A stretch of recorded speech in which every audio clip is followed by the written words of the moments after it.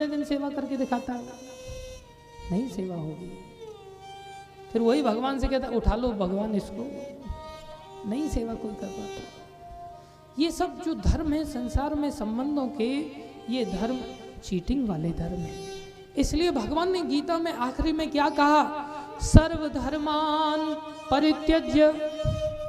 अर्जुन, अर्जुन साधारण नहीं है ना, भगवान के भक्त हैं। बोले सबसे पहले तुम धर्मों को उठा के फेंक दो। सर्वधर्मान, अब जो धर्मों को छोड़ने के लिए कहा जाए क्या वो अधर्मी होगा? अधर्म तो उन्होंने पहले ही छोड़ दिए। अब तो युद्ध लड़ूं ना लड़ूं उनको धर्म के कारण कंफ्यूजन है, अधर्म के कारण नहीं।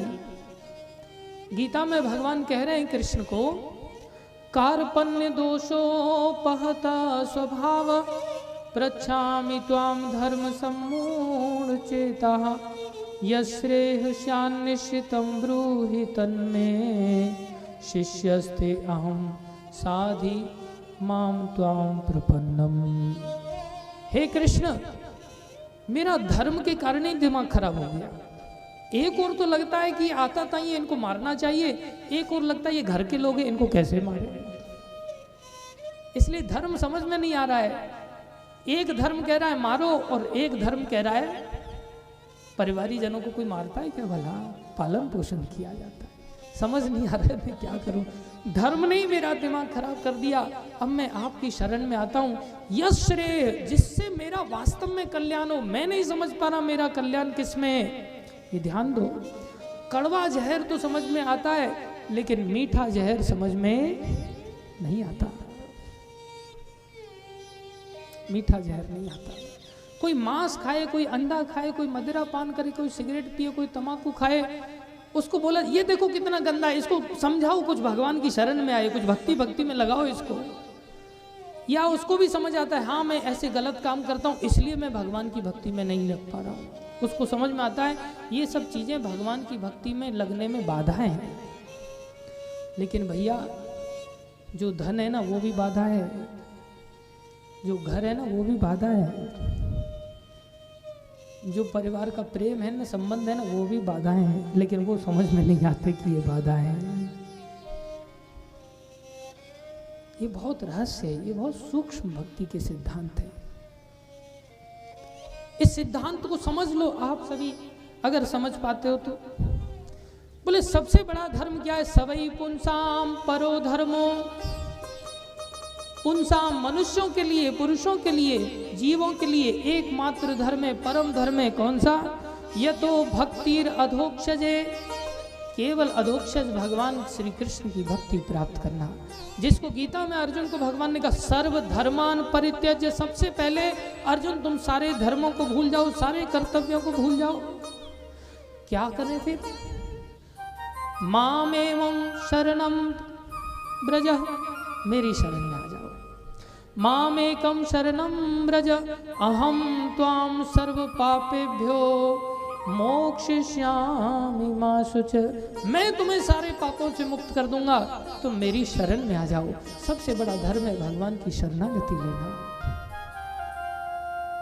कैसी शरणागति?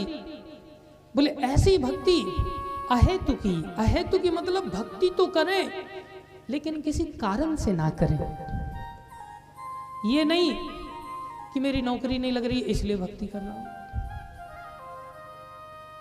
मेरे प्रमोशन नहीं हो रहा इसलिए भक्ति कर रहा हूं, ब्याह नहीं हो रहा इसलिए भक्ति कर रहे हैं, पास नहीं हो रहे पढ़ाई में इसलिए भक्ति कर रहे हैं, कोई भूत सवार हो गया इसलिए भक्ति कर रहे हैं, सब उल्टा सुल्टा हो रहा है जीवन में इसलिए भक्ति कर रहे हैं, गरीबी है इसलिए भक्ति कर रहे हैं, लोग अपमान करते हैं इसलिए भक्ति कर रहे हैं, पैसा कमाना है इसलिए भक्ति कर रहे हैं। नहीं, अहेतुकी भक्ति, भक्ति उसको कहते हैं जिसमें कोई हेतु ना हो, कोई कारण ना हो। प्रहलाद महाराज छोटे से थे, उनको नरसिंह भगवान प्रकट होकर के कहते हैं हे प्रहलाद, हमें देर हो गई आने में, तुम हमसे कोई वरदान मांग लो। बोले प्रभु मैं कोई बनिया हूं क्या? बनिया लोग बदले में लेन देन करते हैं, अरे मैं तो आपका दास हूँ, आप मेरे प्रभु हैं, मेरा तो काम ही आपकी सेवा करना, इसमें मैं बदले में आपसे क्यों कुछ मांगूंगा। आप मेरे अंदर लोभ पैदा मत करो, आप गलत कर रहे हैं। उन्होंने भगवान को ही टोक दिया, आप लालच पैदा कर रहे हैं, मैं तो बालक हूँ, ऊपर से असुर कुल में पैदा हुआ हूँ, मेरा तो दिमाग पहले से ही खराब है। आप ऐसे लालच देंगे तो मेरे मन में तो कामना जाग जाएगी। ये कामना ही सबसे खतरनाक है, इससे बहुत बड़ी हानि हो जाती है। याद रखो, संसार में जो कुछ भी है सबका एक ही लक्ष्य होना चाहिए, सब कुछ भगवान के लिए होना चाहिए, भगवान की भक्ति के लिए होना चाहिए। भक्ति तो भगवान से भी बढ़कर है। भक्त लोग भगवान को परवाह नहीं करते, अपनी भक्ति को करते रहते हैं। भक्ति इतनी सुखदायी है, भक्ति सबसे बढ़कर है। याद रखो इस बात को। भक्ति साध्य वस्तु है। साध्य मतलब हमारे जीवन का लक्ष्य भक्ति है। हमारे जीवन का लक्ष्य कृष्ण नहीं है, हमारे जीवन के लक्ष्य भगवान नहीं है। जीवन के लक्ष्य भक्ति है, कृष्ण तो आएंगे अपने आप। भक्ति सिद्धांत महाराज प्रभुपाद जी के गुरु महाराज वो कहते थे, one should work in such a way that he should not desire for Krishna, rather Krishna should come to him to see that devotee. भगवान आने चाहिए उस भक्त को देखने के लिए। मेरा भक्त ऐसा बढ़िया काम कर रहा है, इतना अच्छा भक्त है, चलो मैं देख करके आता हूं, अपने भक्त के पास जाता हूं। इसे भक्ति कहते हैं। इसलिए भक्ति में तो कोई कामना होती नहीं। सारे साधन संसार के, जैसे मनुष्य शरीर है ये साधन है, ये एक उपाय है। किसको पाने के लिए? भक्ति को पाने के लिए। भक्ति साध्य है। ऐसी हमारे पास अगर धन है तो वो उपाय है भगवान को पाने के लिए। परिवारी जन है, उनको मिला लो, उनको साथ लेकर के चल सकते हो तो चलो, उसका भी साधन बना सकते हो, उससे भी भगवान को पाया जा सकता है। नाते नेह राम के मनियत, ये जितने रिश्ते नाते हैं ये भगवान श्री कृष्ण के लिए ही हैं। सब कुछ भगवान के लिए, सब कुछ भगवान में लगाना सीखो, तब ये सब साधन बन जाएगा और भगवान की भक्ति साध्य बन जाएगी। वो भक्ति हमें प्राप्त हो जाएगी। लेकिन हम कामना के लिए जब भक्ति करते हैं तो कामना हमारा लक्ष्य बन गया और भक्ति साधन बन गई। अर्थात भक्ति को उपाय बना लिया और कामना को भक्ति से भी बड़ा बना दिया। अर्थात वो पाने के लिए हम भक्ति कर रहे हैं, ये बुद्धिमानी नहीं है। इसमें तो बहुत बड़ा लॉस है। ये ऐसा है कि हमारे पास सोना था लेकिन सोने को पहचानने की अकल नहीं थी। सोने को ले जाकर के बोले, भैया इससे 2 किलो आलू मिल जाएंगे क्या? और हमने सोने को दे दिया और उससे आलू खरीद लिए। ये मूर्खता है। साध्य वस्तु भक्ति है, साधन संसार की सारी वस्तुएं हैं। इसलिए भक्ति करें। किसी और चीज, कोई और चीज भड़के है ही नहीं। कोई और चीज को भड़के अगर मान रहे हैं हम मूर्ख हैं, उल्टा हो जाएगा। फिर दूसरा घाटा क्या हो सकता है? हम नास्तिक बन सकते हैं। अब देखो, भगवान दयामय है तो सबसे बड़ी चीज क्या होनी चाहिए? अगर उनसे कुछ प्राप्त करना है तो भक्ति होना चाहिए। और भगवान दयालु हैं। भगवान संसार में हम सब जीवों के कष्टों को देख रहे हैं। अब जैसे मान लो पिता है, तो पिता बच्चे को, बच्चा बोले पिताजी एक 555 का मेरे को सिगरेट का पैकेट दो ना,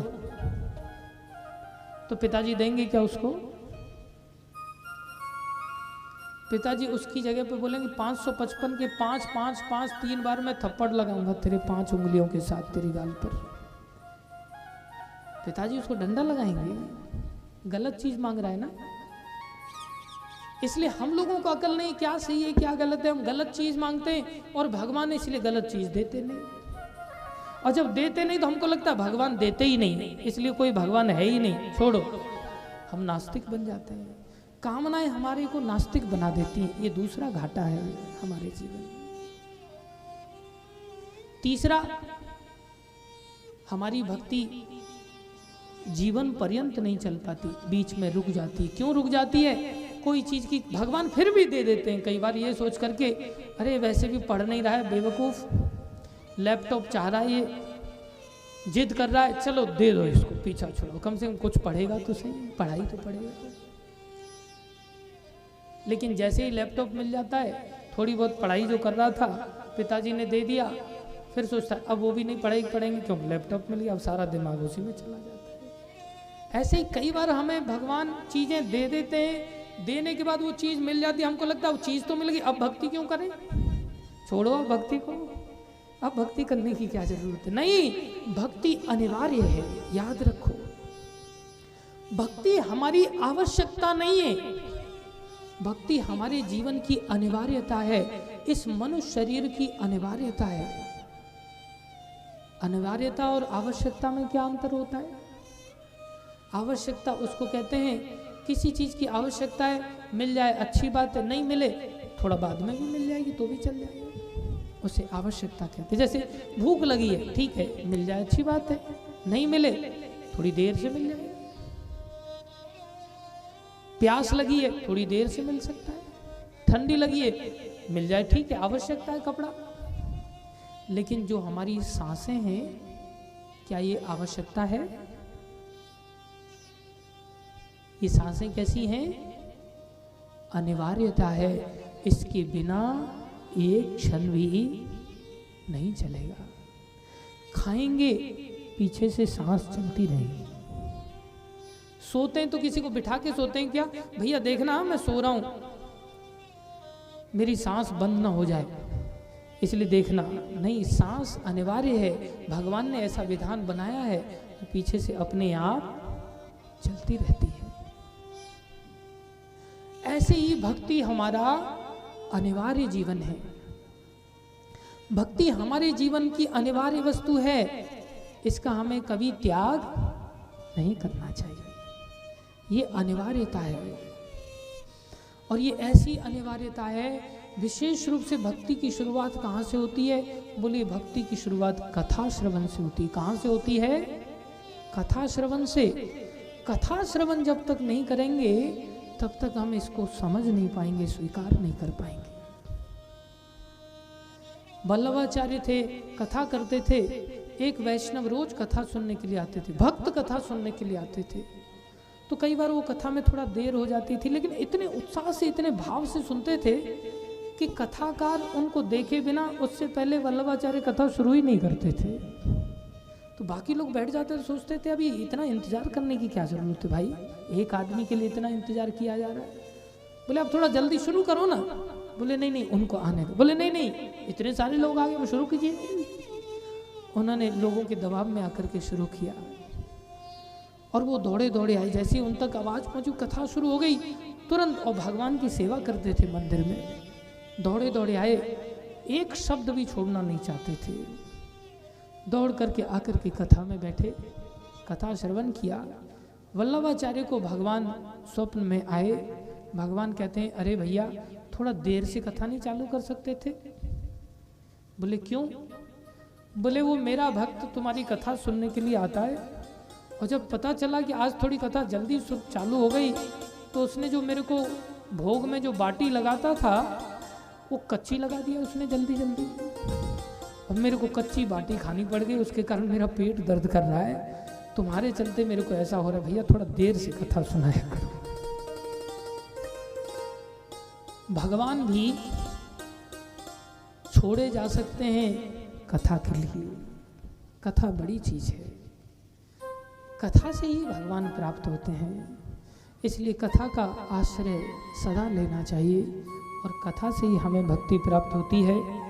इसलिए सूत गोस्वामी ने नैमिषारण्य के जंगलों में ऋषि मुनियों के प्रश्नों के उत्तर में बताया, सबसे बड़ा धर्म, सबसे बड़ा कर्तव्य, जो अनिवार्य कर्तव्य है, जिसका त्याग नहीं कर सकते, नहीं तो मरना पड़ेगा, जो सांसों की तरह होना चाहिए, बोले वो क्या है?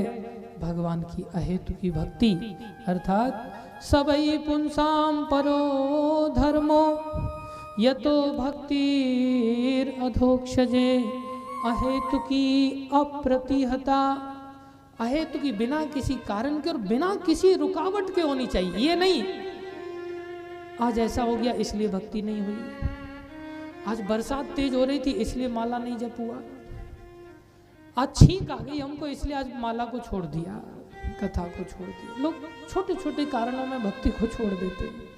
बोले भक्ति ऐसी होनी चाहिए गंगा की धारा की तरह जो समुद्र में जाकर के ही विश्राम लेती है। बीच में उसके बड़े बड़े विशाल पर्वत पत्थर वगैरह आ जाते हैं, भक्ति क्या करती है, गंगा जी क्या करती हैं, उन पत्थरों को अगर तोड़ देती हैं तो तोड़ के निकल जाती हैं, नहीं तोड़ती तो उनके साइड से निकल जाती हैं, लेकिन अपना आगे चलना बंद नहीं करती।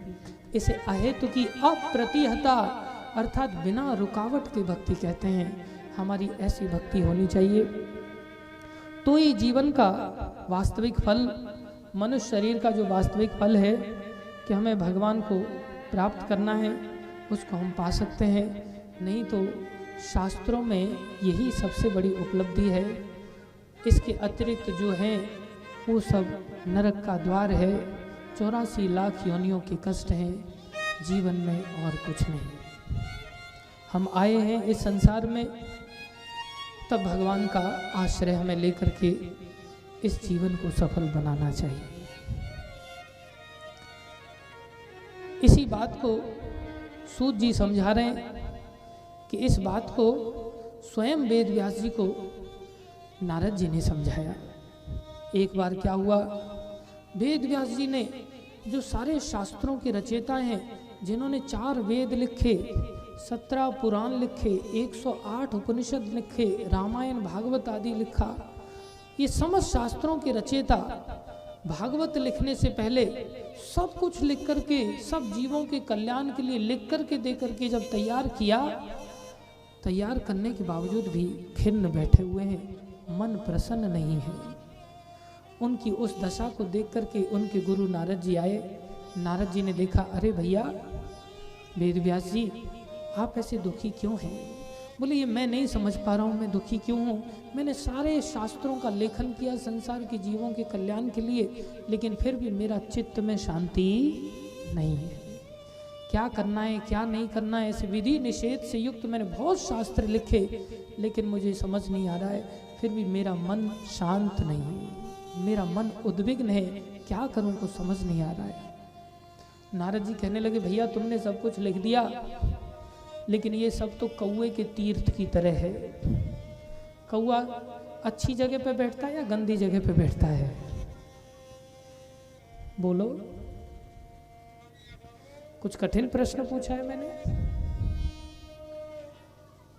कौए का तीर्थ गंदा होता है, जहाँ गंदगी हो, चमड़ी पड़ी हो, खून पड़ा हो, मांस पड़ा हो, कफ पड़ा हो, कौआ वहाँ गंदगी में मुंह मारता है।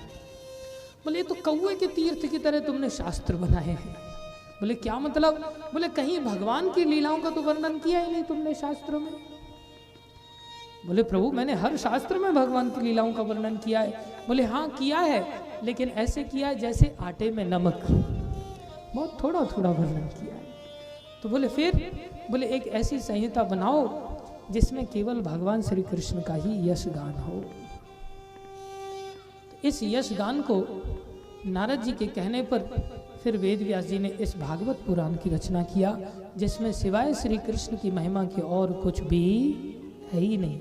ये कौओं का तीर्थ नहीं, ये परमहंसों का तीर्थ है, जो दूध में से भी पानी और दूध मिलाकर के अगर रखा जाए तो उसमें से हंस पानी को अलग कर देता है और दूध का पान कर लेता है।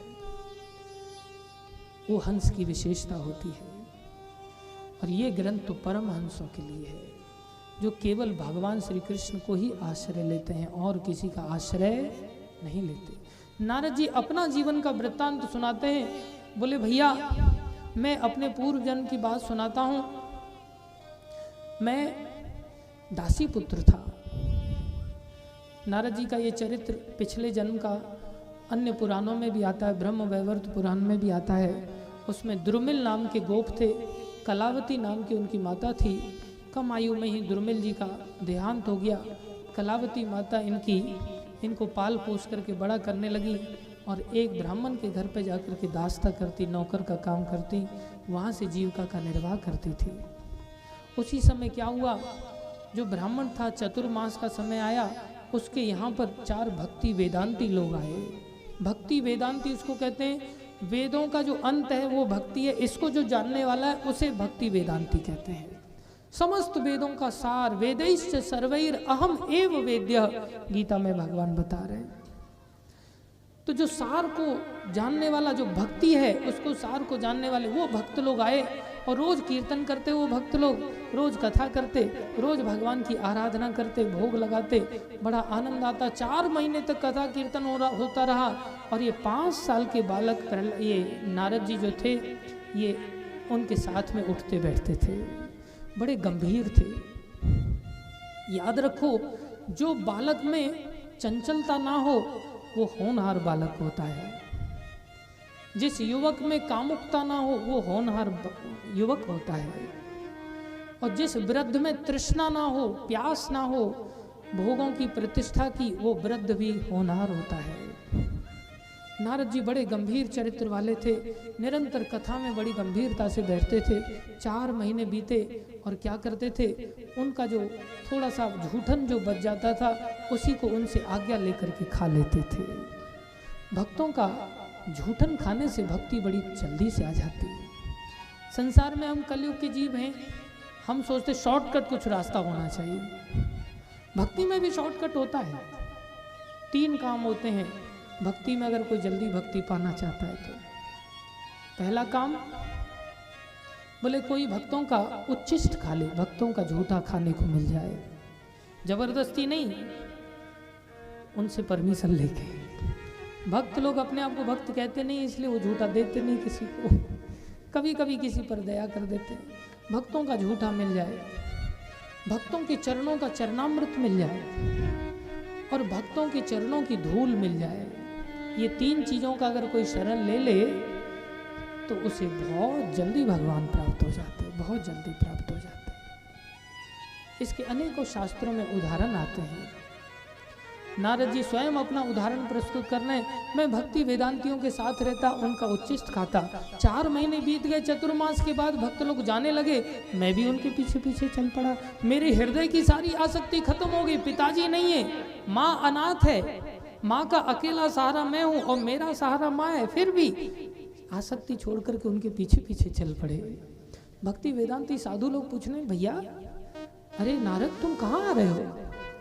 बोले मैं आपके साथ चलना चाहता हूँ। हमारे साथ क्यों चलना चाहते हो? बोले आप हमें बहुत अच्छे लगते हैं, इसलिए हम आपके साथ चलना चाहते हैं। अच्छा, तुम्हें हमारे अंदर ऐसा क्या अच्छा लगता है? बोले आप जप करते हैं, आप कीर्तन करते हैं, आप कथा करते हैं, बहुत आनंद आता है। आपको देख कर के ही बहुत आनंद आता है, आपके दर्शन से ही बहुत शांति मिलती है। आपका स्पर्श पाते हैं तो अलग ही आनंद आता है। आप कभी कभी हमारे सर पे हाथ घुमाते हैं, प्यार करते हैं, ऐसा आनंद तो माँ के हाथ घुमाने में भी नहीं आता। क्योंकि भक्तों का जो प्रेम होता है निस्वार्थ होता है। माँ का भी स्वार्थ होता है हाथ घुमाने में। माँ भी सोचती है बुढ़ापे की लकड़ी बनेगा आगे चल करके मेरी। माँ सोचती है नई बहू लेके आएगा, इसकी बहू आएगी, बटुआ सी बहू आएगी, और बहू आकर के हमें गरम गरम हलवा खिलाएगी, तब बड़ा आनंद आएगा। इसलिए माँ उसे पाल पोस के बड़ा करती है। वो आ जाती है बहू, उसकी गरम गरम हलवा तो नहीं खिलाती, डंडे जरूर खिलाती आकर के। शुरुआत में तो ऐसा लगता है अरे कितनी सभ्य बहू है, देखो बेचारी चलती भी नहीं है, बहुत धीरे धीरे कदम रखती है, ये बेचारी कैसे रहेगी, बहुत थोड़ा सा खाती है, मुंह बहुत थोड़ा सा खोलती है, बड़े प्रेम से बोलती है। बहू आवाज़ आती, जी माता जी, बहुत धीरे से बोलती है। और बस 2-4 महीने रुक जाओ, बोले बहू हाँ, एकदम से रैंकना चालू हो जाता है। फिर तब पता चलता है वो गरम हलवा खिलाएगी। उसको शुरुआत में ऐसा लगता है ये बेचारी खाती कुछ नहीं है, कैसे जिएगी। बाद में पता चलता है ये खोपड़ी खा जाएगी, बस थोड़े दिन रुक जाओ बस।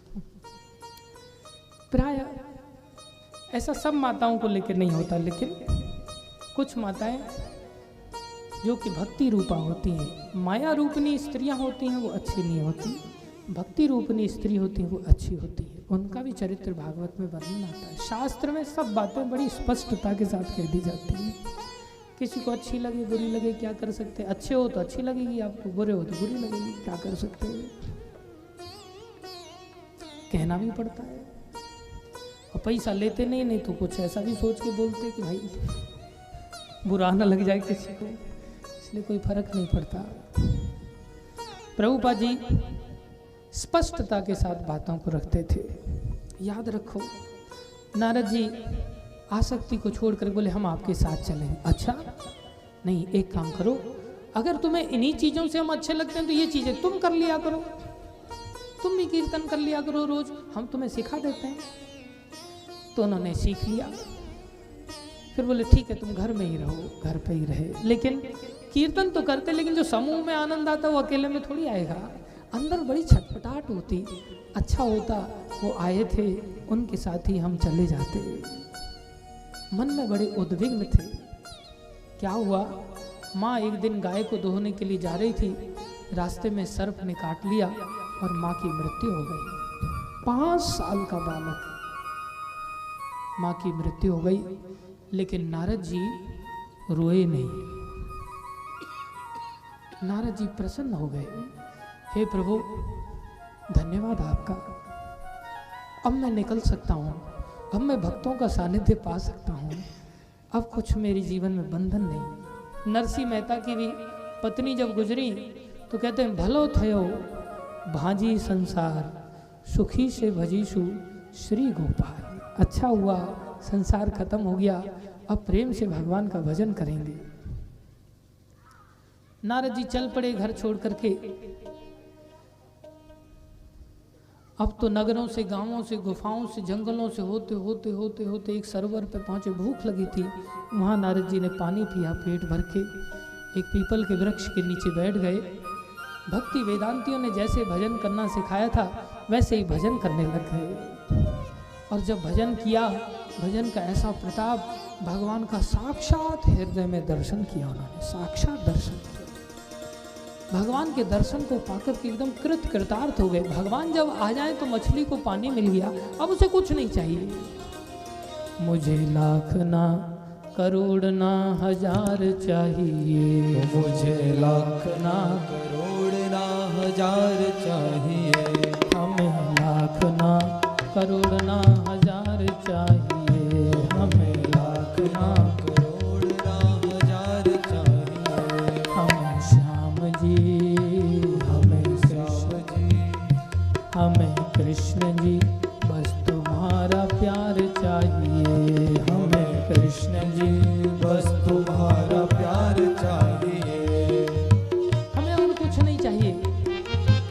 भगवान है ही ऐसे, भगवान ही सब कुछ है। देखा जाए तो भगवान ही सभी कारणों के कारण है। भगवान इंजन है, हमने बताया था, रेल का इंजन है, उनमें सब चीजें आ जाती हैं। त्वमेव माता च पिता त्वमेव बंधु च सखा त्वमेव विद्या द्रविणं त्वमेव सर्वं मम देव देव। भगवान का देखो, भगवान अपने भक्तों का बंधन कई बार काटते हैं, लेकिन इसमें ये नहीं सोचना चाहिए कि भगवान ने माँ को मार डाला। नहीं, एक व्यक्ति थे बिहार में, बड़े भक्त थे भगवान के। मंदिर घर में ही उन्होंने बनाया, भगवान की मूर्ति थी, उसकी आराधना करते थे। पुत्र थे, बहुएं थी, परिवार था। एक दिन अचानक से भूकंप आया। भूकंप में धरती फट जाती है कई बार। धरती फटी, ये बाहर थे अपने पोते के साथ, सारा का सारा घर समा गया, सारा घर समा गया। लेकिन फिर भी रोए नहीं। मंदिर में घुसे, मलबा निकाला, भगवान को निकाला, भगवान को स्थापित किया। पुत्र के साथ कुटिया बना करके, पोते के साथ कुटिया बना करके रहते। समय बीता, एक दिन पोते को सर्प ने काट लिया, पोता भी मर गया। अब तो बड़े दुखी हुए और रो पड़े। भगवान आए, बोले अरे जब मैं तुम्हारे पूरे घर को वैकुंठ ले गया तब तो तुम रोए नहीं, अब तुम्हारे पोते को मैं उठा करके ले गया तब तुम रो रहे हो, ऐसा क्यों? तुम्हारे पोते को मैं ही तो ले गया था कि जिससे कि अंतिम समय में तुम किसी और का ध्यान करते हुए शरीर ना छोड़े, सिवाय मेरा ही ध्यान करो। इसलिए इन सब का मैंने उद्धार किया है। एक दिन तो संसार में सबने जाना ही है, तुम वैसे भी रोक नहीं सकते थे, कर्मों के अनुसार जाना पड़ता। तुमसे जुड़े रहने के कारण ये भक्त मैंने माना इनको, और इनका मैंने सबका उद्धार कर दिया। इसलिए भक्त पीछे परवाह नहीं करता। और अगर भक्त का परिवार भक्त हो तो भगवान सबकी रक्षा भी करते हैं, ये भी ध्यान रखो। पांडवों की भगवान ने सदा रक्षा किया। क्या कह रहे हैं? सीखना चाहिए हमें। त्वमेव माता च पिता त्वमेव बंधु च सखा त्वमेव विद्या द्रविणं त्वमेव सर्वं मम देव। आप ही मेरे देवाधिदेव सब कुछ है। नारद जी बड़े प्रसन्न हुए। अचानक से क्या देखा? वो छवि लुप्त हो गई। जब छवि लुप्त हो गई छटपटाए, सोचे अरे वो भगवान के दर्शन में कैसे करूंगा। काफी प्रयास करने लगे, वही विधि को अपनाने लगे, फिर से भगवान के दर्शन नहीं हो पा रहे थे। बड़े दुखी हुए, रुदन करने लगे, फूट फूट करके रोने लगे। आकाशवाणी हुई, रो मत, अब तुम्हें दर्शन नहीं होंगे।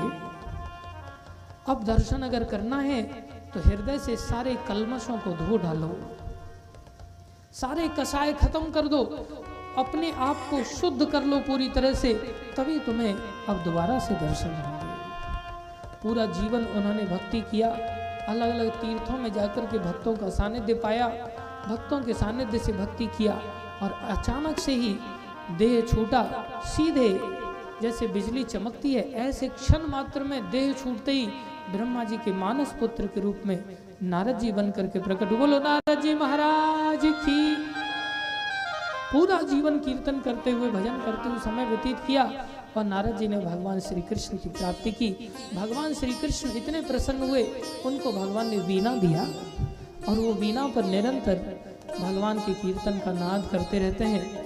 ऐसा मत सोचो कि हमें कुछ नहीं दिया भगवान ने, हमें भी भगवान ने एक कंठ रूपी वीणा दी है। इस वीणा का उपयोग करके हम भगवान का गुणगान कर सकते हैं, कीर्तन कर सकते हैं, और अपने जीवन को भक्ति में लगा सकते हैं। ये भक्ति ही लक्ष्य बनाए बस। इसलिए हे वेदव्यास जी, आप भक्ति को देने वाला ग्रंथ लिखो, जिसमें केवल भगवान श्री कृष्ण की ही महिमा विशेष रूप से हो। और वेद व्यास जी ने इस भागवत की रचना किया, और भागवत की रचना के बाद वेद व्यास जी का चित्त एकदम से प्रसन्न हो गया। जो भी इस कथा को श्रवण करता है, इस ग्रंथ का आश्रय लेता है, वो भी प्रसन्न हो जाता है। जो दूसरों को भक्ति में लगाता है वो और अधिक श्रेष्ठ बन जाता है। गुरु महाराज कहते हैं जो भक्ति करता है वो श्रेष्ठ होता है, लेकिन जो दूसरों से कराता है बोले वो सर्वश्रेष्ठ हो जाता है। इसलिए इस कथा को गोकर्ण जैसे वैष्णवों ने संसार में जाकर के जीवों को प्रदान किया। प्रभुपाद जी जैसे संतों ने देश विदेश सारे संसार में इसको दिया, और संसार के जीवों को कल्याण का रास्ता दिखाया। आगे चल करके शौनक आदि ऋषियों ने प्रश्न किया, प्रभु राजा परीक्षित के विषय में कुछ बताइए, उनके जन्म आदि के विषय में कुछ बताइए। तो महाभारत से वो बताने लगे कि जब गदाधारी भीम ने दुर्योधन की जंघाओं को तोड़ दिया, उनका मित्र अश्वत्थामा था। अश्वत्थामा ने अपने मरते हुए दम तोड़ते हुए मित्र दुर्योधन को प्रसन्न करने के उद्देश्य से पांडवों का वध करने की प्रतिज्ञा किया, और वो पांडवों को सोते हुए मारना चाहा था। जीवित वो जागते हुए तो मार नहीं सकता था। रात्रि में तलवार लेकर के चला, क्या देखा? शिविर के बाहर एक विशाल आकृति, विशाल लपटें उस आकृति की निकल रही हैं। देखा सामने स्वयं शंकर भगवान है। शंकर भगवान पांडवों के शिविर की रक्षा करते थे। याद रखो, जापे कृपा राम की होई, तापे कृपा करे हर कोई। सब लोग भगवान की भक्ति करने वाले की रक्षा करते हैं, सहायता करते हैं। अब कैसे आगे जाए? उसने आराधना किया, शंकर जी की विशेष आराधना किया, फिर भी शंकर जी प्रसन्न नहीं हो रहे। अंत में वो खुद ही यज्ञ में चढ़ने चला, स्वयं कोई आहुति देने चला। शंकर जी बोले मरता क्यों है? शंकर जी जानते थे वो वैष्णव है, जानते हैं भगवान वैष्णवों की रक्षा करते हैं, भगवान तो पांडवों की रक्षा कर ही लेंगे, लेकिन अब ये आराधना कर रहा है, अब इसको कुछ न कुछ वरदान देना पड़ेगा, ये बेचारा मरने के लिए उतारू है, तो क्या कर सकते हैं। शंकर जी ने उसको तलवार दिया, बोले ठीक है जाओ। आगे गया, जाकर के शिविर में देखा 5 लोग सोए हुए, उसने तलवार निकाला, सोते हुए वध कर दिया। उनके मस्तक उठा करके अंधेरे में भागा दुर्योधन के पास। दुर्योधन जो मर रहा था प्रतीक्षा में, उसने मस्तकों को देखा, वो रोने लग गया, अरे ये तो 5 पांडु पुत्रों के मस्तक हैं, ये पांडवों के नहीं है। अश्वत्थामा तुमने ये क्या जघन्य कर्म कर दिया। जैसे ही ये पता चला द्रौपदी माता को, सुबह में द्रौपदी माता बड़ी दुखी हो गई, रुदन करने लगी। अर्जुन आए, अर्जुन ने देखा, पहचान लिया ये अश्वत्थामा का कृत्य है। बोले जिसने भी ये कृत्य किया है मैं उसका मस्तक लेकर के आऊंगा हे द्रौपदी, और तुम उस मस्तक पर खड़े होकर के तुम शुद्धि का स्नान करना। अर्जुन भागे, स्वयं श्री कृष्ण उनके साथ चले। देखा अश्वत्थामा भाग रहा है, पीछे से आता हुआ देखा अश्वत्थामा ने अर्जुन को, घबरा गया, ब्रह्मास्त्र का संधान किया, ब्रह्मास्त्र आगे गया आकाश में। अर्जुन पूछे प्रभु ये कौन सा अस्त्र है, इसने ये क्या चला दिया? बोले अर्जुन इसने ब्रह्मास्त्र चला है, तुम भी ब्रह्मास्त्र का संधान करो। ब्रह्मास्त्र का अर्जुन ने भी संधान किया, लेकिन उस मूर्ख को ब्रह्मास्त्र को लौटाना नहीं आता था। प्रलय की अग्नि प्रकट होने लगी, भगवान ने थोड़ी देर के लिए रोक लिया अग्नि को। अर्जुन को इधर दौड़ करके स्वयं श्री कृष्ण मार डालो इस आताताई को, धूर्त को, इसने अत्याचार किया है। अर्जुन गए, लेकिन अर्जुन मार नहीं पाए। अर्जुन ने उसको बंदी बना लिया, एक पशु की भांति उसको बांध लिया। भगवान कह रहे हैं अर्जुन, अर्जुन तुम तो प्रतिज्ञा लेके चले थे, इसका सर लेकर के जाना है, मारो इसी समय इसको। भगवान बार बार परीक्षा ले रहे हैं कि अर्जुन मेरा भक्त है, देखता हूं इसके अंदर दया है कि नहीं। भगवान उकसा रहे, मार इसको, तो तेरी प्रतिज्ञा क्या क्या होगा। लेकिन अर्जुन मार नहीं पाए, बंदी बना लिया। बोले वासुदेव द्रौपदी जैसा कहेगी वैसा कर लेंगे। घसीटते हुए पशु की भांति लेकर के गए, जाकर के सामने पटका। भीमसेन को बड़ा क्रोध आ रहा था। भीमसेन आसानी से रुकते भी नहीं थे, वो तो बड़े श्रेष्ठ थे ताकत में सभी से। अब तो वहां पर पहुंचने के बाद जैसे ही द्रौपदी ने देखा, देखो द्रौपदी की प्रशंसा यहाँ पर भगवान स्वयं सुखदेव गोस्वामी ने किया, सूत जी ने भी किया। बोले देखो द्रौपदी, द्रौपदी ने जैसे ही देखा भूल गई कि उसके 5 पुत्रों को रात्रि में वध किया है। देखते ही एकदम से प्रणाम किया, प्रणाम करते मुच्यताम मुच्यताम, छोड़ दो इसको, छोड़ दो। देखते नहीं हो ये साक्षात द्रोण खड़े हैं, ये साक्षात भगवान द्रोण हैं जिन्होंने तुम्हें धनुर्विद्या में निपुण बनाया। ये तो गुरु के प्रति अपराध है। ये साक्षात द्रोण पुत्र, ये आत्मा ही होता है जो संतान होता है, बाप में और पुत्र में कोई ज्यादा भेद नहीं होता। छोड़ दो इनको, इसी समय छोड़ दो। इतना हृदय द्रौपदी माता का भावना से भर गया, कृपा से भर गया। बताओ संसार में कोई ऐसी भक्त स्त्री हो सकती है जिसके 5 पुत्रों का ऐसा वध किया हो? और वो कह रही मुच्यता। अब अर्जुन को भी थोड़ी ठंडक पहुंची कि अच्छा किया हमने मारा नहीं, मतलब थोड़ा मैच कर रही हैं बातें। अब कृष्ण कह रहे हैं अरे तुम तो उसके सर पे बैठ करके स्नान करने वाले थे, तुम कह रहे हो मुच्यता। बोले प्रभु ब्राह्मण अवध्य है, नहीं मारना चाहिए। इतनी देर में महाराज युधिष्ठिर आए। नकुल सहदेव कुछ कर नहीं रहे, पीछे खड़े चुपचाप। कोई बड़ा बोले तो हम आगे जाएंगे, नहीं हम ही बोल देंगे तो भीम भैया पहले ही हमें दबोच लेंगे, तू बड़ा आगे चल करके बोलने वाला है। महाराज युधिष्ठिर आगे बढ़े, बोले द्रौपदी ठीक कहती है। इतनी देर में नकुल सहदेव बोले हाँ द्रौपदी ठीक कहती है। फिर बहुत सारी स्त्रियां हाँ द्रौपदी ठीक कहती है। इधर भीमसेन की त्योरियां चढ़ रही हैं, आंखें लाल हैं। बोले दिमाग खराब हो गया सब लोगों का, सब लोग धर्म को भूल गए लगता है। भगवान के वाक्य हैं आताताई का तत्क्षण वध कर देना चाहिए। ये आताताई है। आताताई उसको कहते हैं जो 6 काम करता हो। इसको ध्यान रखो, 6 काम कौन से हैं? कोई किसी के घर में आग लगा दे, कोई किसी को अस्त्र शस्त्र से जानलेवा हमला करे, और कोई किसी को जहर देकर के मारना चाहे। ये 3 प्रकार से जो मारने का प्रयास करता है उसको आताताई कहते हैं। जहर देके, आग जला करके और अस्त्र शस्त्र के द्वारा। कोई किसी की संपत्ति हरण कर ले, भूमि हरण कर ले, कोई किसी की स्त्री का हरण करे, और कोई किसी के सोने का हरण करे, धन का हरण करे। ये 3 चीज़ों का हरण करने वाला ये भी आताताई होता है। अर्थात 3 प्रकार का हरण जिसे लूट कहते हैं, और 3 प्रकार से मारना जिसे मार कहते हैं। अर्थात लूट मार करने वाले आताताई होते हैं। उनको मारने पर वध का पाप नहीं लगता। तो भीम भैया उठे, बोले दिमाग खराब हो गया सबका, इसी समय हम इसका सर चूरन बना लेंगे। अर्जुन तुम मारते हो या नहीं मारते? नहीं तो हम चूरन बनाएंगे इसकी खोपड़ी का। अब भीमसेन इतने तिल मिला रहे हैं, भगवान श्री कृष्ण सोच रहे हैं कहीं लड़ाई ना भिड़ जाए। नहीं, भगवान कृष्ण बोले भैया भीम ठीक कहते हैं।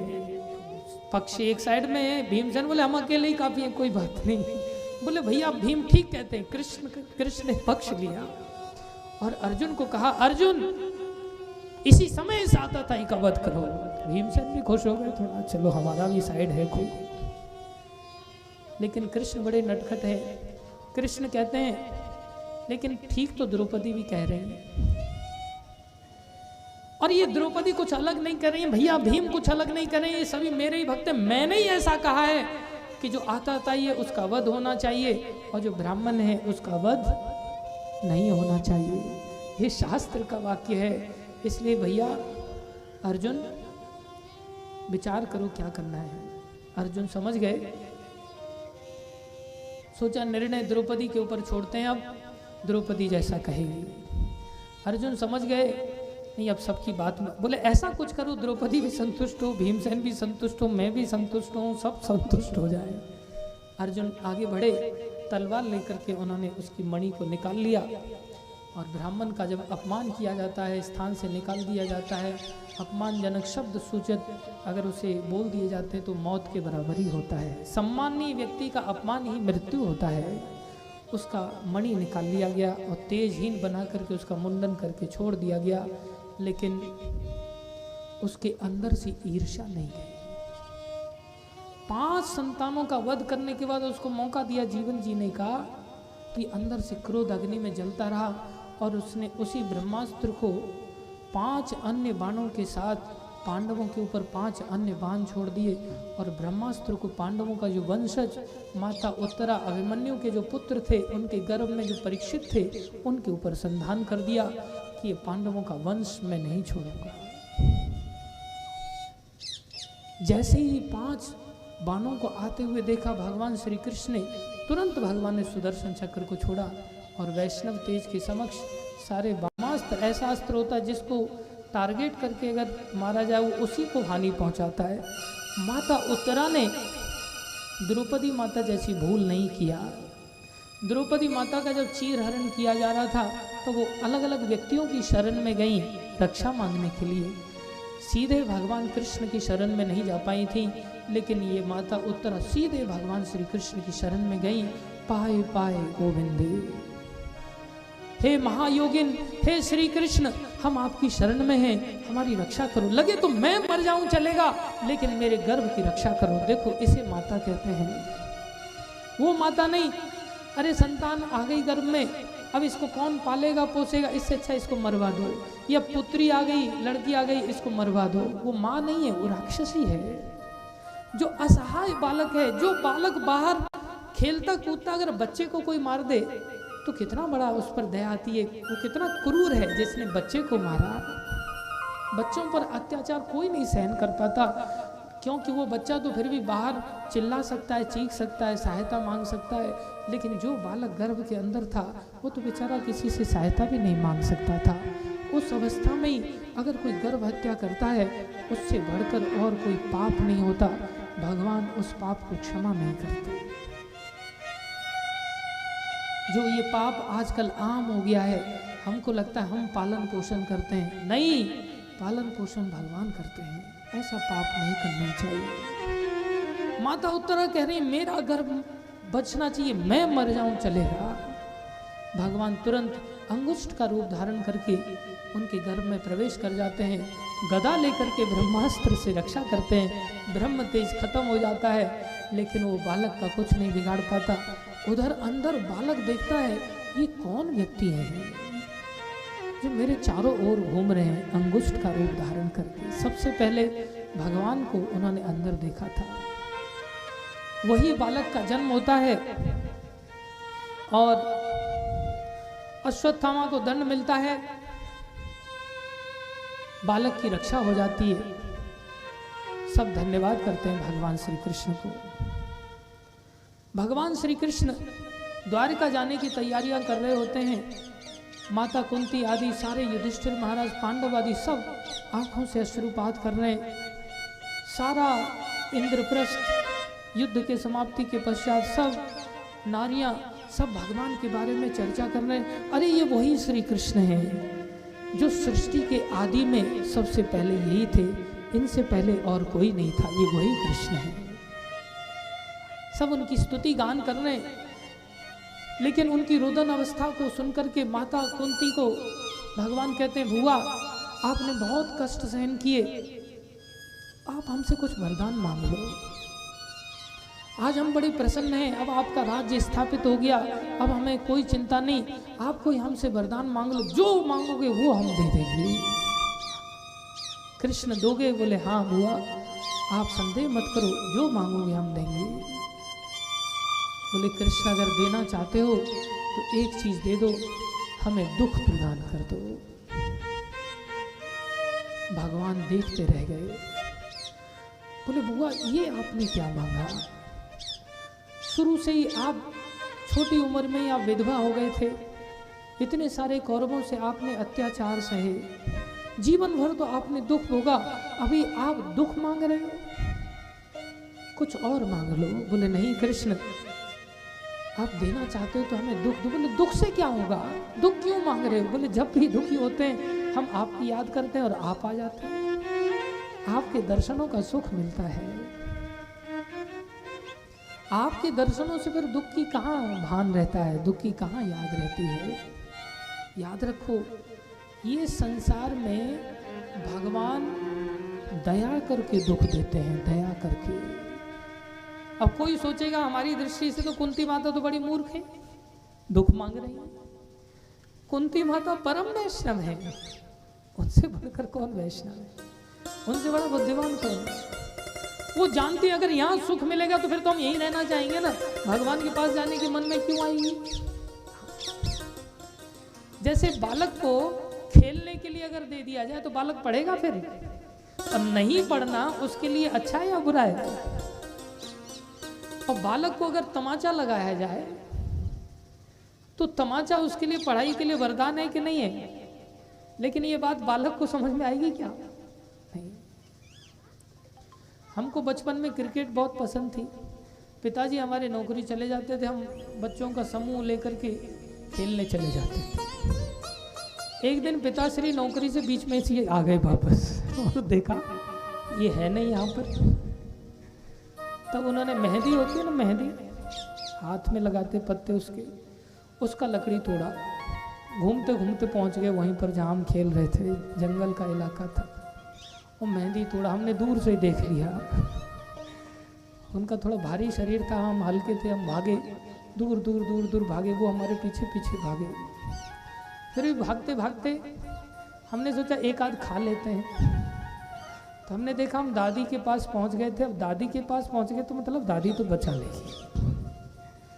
तो एक आध उन्होंने मारा और हम एक आध खा के इतने चिल्लाने लगे जैसे बहुत तेज लगा है, नाटक कर रहे थे हम। और तुरंत दादी के पास जाकर के शिकायत लगाया और दादी ने उनको गाली गलौज किया। लेकिन उस दिन के बाद फिर हमारा खेलना बंद हो गया, पढ़ाई चालू हो गई।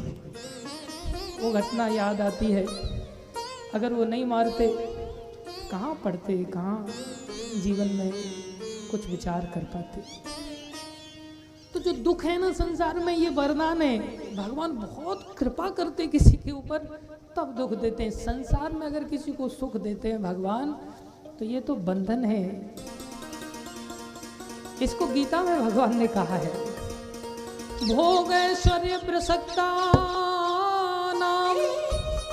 भोग और ऐश्वर्य ये जब किसी को मिल जाते हैं, इसमें जीव आसक्त हो जाता है। तया अपहर्त चेतसाम, उसका चित्त हरण हो जाता है, उसका चित्त भोगों में लग जाएगा, ऐश्वर्यों में लग जाएगा। भोग ऐश्वर्य प्रसक्ता नाम तया अपहर्त चेतसाम, व्यवसायात्मिका बुद्धि समाधौ न विधीयते। उसकी बुद्धि एक टकटकी वाली नहीं लगेगी, उसकी बुद्धि एक रस नहीं लगेगी, उसकी बुद्धि भोगों में लग जाएगी। एक बार की एक घटना सुनाते हैं, आपको ये बात शायद समझ में आ जाए उससे। एक बार क्या हुआ, अयोध्यापुरी की घटना है। भगवान राम लक्ष्मण को बोले, भैया देखो कोई नगर में दुखी हुआ करे, कोई अगर अपनी समस्या लेकर के दरबार में आए तो उसे हमें भी बताया करो। बोले जो आज्ञा प्रभु। दूसरे दिन वो राम राज्य था ना, तो दूसरे दिन लक्ष्मण जी को बोले जाओ देख के आओ कोई द्वार पर है तो नहीं। लक्ष्मण जी गए, देखा द्वार पर कोई नहीं दिखाई दिया, वापस आ गए। बोले द्वार पर कोई नहीं प्रभु। नहीं, फिर से देख करके आओ। फिर से गए, जाकर के देखा, बोले प्रभु एक कुत्ता बैठा हुआ है। कुत्ते को देखा तो बोले अरे कुकर, यहाँ क्यों बैठे हो? बोले ये देखो हमारे सिर से खून बह रहा है, हमें न्याय चाहिए, हमें महाराज से फरियाद करनी है, उनको आप बुलाइए यहाँ पर। बोले तुम ही अंदर चलो। बोले नहीं, मैं कुकर हूँ, कुत्ता हूँ, अछूत हूँ, मुझे विशेष रूप से राजा के दरबार में, देवघर में, भगवान के मंदिर में और ब्राह्मण के घर में अंदर प्रवेश नहीं करना चाहिए। कुत्ते को छूने के बाद स्नान करना पड़ता है, कुत्ता अपवित्र माना जाता है। द्वार पर उसको बिठा करके उसको पालन करना चाहिए, अंदर नहीं प्रवेश देना चाहिए। आजकल की संस्कृति गलत हो गई है। आजकल लोग गायों को बाहर छोड़ देते, कुत्तों को अंदर घुसा लेते। पहले लोग गायों को प्रेम करते थे, कुत्तों को थोड़ा दूर रखते थे, कुत्तों से भी प्रेम करते थे मर्यादा के अनुसार। बोले ये अयोध्या का कुत्ता है, साधारण नहीं है, ये भी इतना अकल रखता है। कुत्ता बोल रहा है, सूचना दिया भगवान राम को, प्रभु बोले वो कुत्ता तो ऐसा कहता है, मैं अंदर नहीं आ सकता। बोले जाओ कहो हमारी आज्ञा है, अंदर आ जाए। अंदर आया, सभा बैठी हुई है, दरबार लगा हुआ है, बड़े बड़े ऋषि मुनि आदि बैठे हुए हैं, गुरुजन बैठे हुए, मंत्रिमंडल पूरे बैठे हुए। कुत्ता कहता है प्रभु हमारे साथ अन्याय हुआ है, देखो हमारे सर से खून बह रहा है, हमें न्याय चाहिए। बोले किसने किया? बोले एक सन्यासी महाराज ने, उनके पास सन्यास का डंडा था, उन्होंने हमारे सर पे डंडा मारा। सर पे डंडा मारा, लेकिन क्यों? बोले बेमतलब। अरे बेमतलब ऐसे कैसे मारेंगे? बोले वो पंगत खा के आ रहे थे, उसमें बढ़िया बढ़िया आइटम थे, खाने के बाद थोड़ी चर्बी चढ़ जाती होता है। आदमी पांत खाता है ना तो बढ़िया एकदम मुंह पर पहनाता है, हाथों को थोड़ा रगड़ता है, मूंछें तानता हुआ बढ़िया शौक के साथ थोड़ा सा अलग ही स्टाइल में चलता है, क्योंकि रोज तो पांत खाने को मिलती नहीं। तो चले, तो बोले चल रहे थे तो उस समय हम साइड में सोए, तो बस ऐसे ही मूड किया तो उन्होंने डंडा मार दिया हमारे सर पे, सर फट गया, हम आ गए। न्याय कीजिए प्रभु। तो भगवान राम काफी देर तक चुप रहे। भगवान राम कहने लगे, हे मंत्रियों, हे गुरुजनों, आप मेरा मार्गदर्शन करो। भगवान कह रहे हैं आप मेरा मार्गदर्शन करो। बोले क्यों? मैं बड़ी दुविधा में हूं। बोले क्या दुविधा प्रभु आपको? बोले सन्यासी दंड का पात्र नहीं होता, सन्यासियों को दंडित नहीं किया जाता, और न्याय देना जरूरी है क्योंकि हम मर्यादा पुरुषोत्तम हैं, इसलिए इसको न्याय भी मिलना चाहिए और उनको दंड दे नहीं सकते तो फिर निर्णय कैसे होगा? ये बात सुनकर के सारी सभा में सन्नाटा छा गया, क्योंकि उनके पास भी कोई उपाय नहीं नजर आया। इतनी देर में वो कुत्ता कहता है, मैं कुछ बोलूं? तो भगवान राम एकदम, हाँ हाँ क्यों नहीं, तुम भी शास्त्रज्ञ हो, तुम भी जानते हो कि किस घर में जाना चाहिए, किस घर में नहीं जाना चाहिए। तुमने भी तो बहुत बड़ी बात की है, तुम भी तो अयोध्या के कुत्ते हो भाई, साधारण नहीं हो। तुम ही बताओ क्या उपाय किया जाए, और तुम्हारा उपाय अगर सक्षम हुआ उसको देने का तो फिर तो तुम और खुश हो जाओगे, इससे बढ़िया बात क्या है। बोले तुम बताओ क्या उपाय करें। बोले महाराज आप एक काम कीजिए, इस महंत को ये जो सन्यासी महाराज हैं, ये साधु महात्मा को एक बहुत बड़ा मठ है कालंजर मठ, उस मठ का इनको महंत बना दीजिए, प्रेसिडेंट बना दीजिए। शौक होके बोले ये दंड है या वरदान? बोले नहीं महाराज ये बहुत बड़ा दंड है। अरे ये दंड कैसे है? बोले मैं बताता हूँ महाराज कैसे दंड है। बोले बताओ। बोले पूर्व में मैं भी उसी कालंजर मठ का महंत था, और महंत लोगों के पास तो दुनिया भर की गाड़ी घोड़ा धन दौलत आदि भोग के पदार्थ होते हैं। बोले मैं भगवान की संपत्ति जो थी उसको मैंने अपने भोगों में लगा दिया, और जब मैंने अपने भोगों में लगा दिया उसके ही परिणाम स्वरूप मेरे को कुत्ता बनना पड़ा। इसलिए अगर ये महंत बन जाएंगे और ये भोगों में जब डूब जाएंगे, तब ये भी अगले जन्म में क्या बनेंगे? कुत्ता बनेंगे। तब इनके सर पे कोई डंडा मारेगा तब पता चलेगा। इसलिए महाराज ये बहुत बड़ा दंड है। और मेरा निवेदन है एक और, अगर आप स्वीकार कर लें तो। बोले बोलो क्या निवेदन है? बोले इनको आप एक हाथी भी भेंट करो। हाथी, गज की सवारी बड़ी प्रसिद्ध होती थी उस समय की। गज की सवारी आजकल की मर्सिडीज बेंज, तो गज पे बिठाया गया, हाथी पे बिठाया, पूरी अयोध्या में सम्मान के साथ उनका अनाउंसमेंट किया, आगे से कालंजर मठ के ये महंत होंगे। याद रखो, जब भगवान भोग और ऐश्वर्य देते हैं ना, ये भगवान का क्रोध होता है, ये दंड होता है जीव के लिए। जीव भक्ति में नहीं लग पाता, जीव भोग और ऐश्वर्य में डूब जाता है।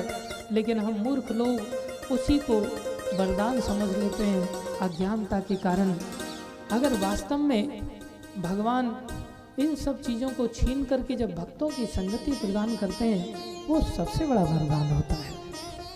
याद रखो। इसलिए कुंती माता मूर्ख नहीं है। कुंती माता जैसा परम विद्वान और कोई नहीं। दुनिया में एक ऐसा रिकॉर्ड बनाया, ये गिनीज बुक भी फेल हो जाए इस रिकॉर्ड के सामने, क्योंकि इस रिकॉर्ड को तो कोई तोड़ ही नहीं सकता। ऐसा वर्ल्ड रिकॉर्ड बना कि उन्होंने क्या मांगा? बोले मुझे दुख दे दो प्रभु। बोले माता लेकिन दुख मांगने से आपको मेरे दर्शन मिलेंगे, अच्छी बात है।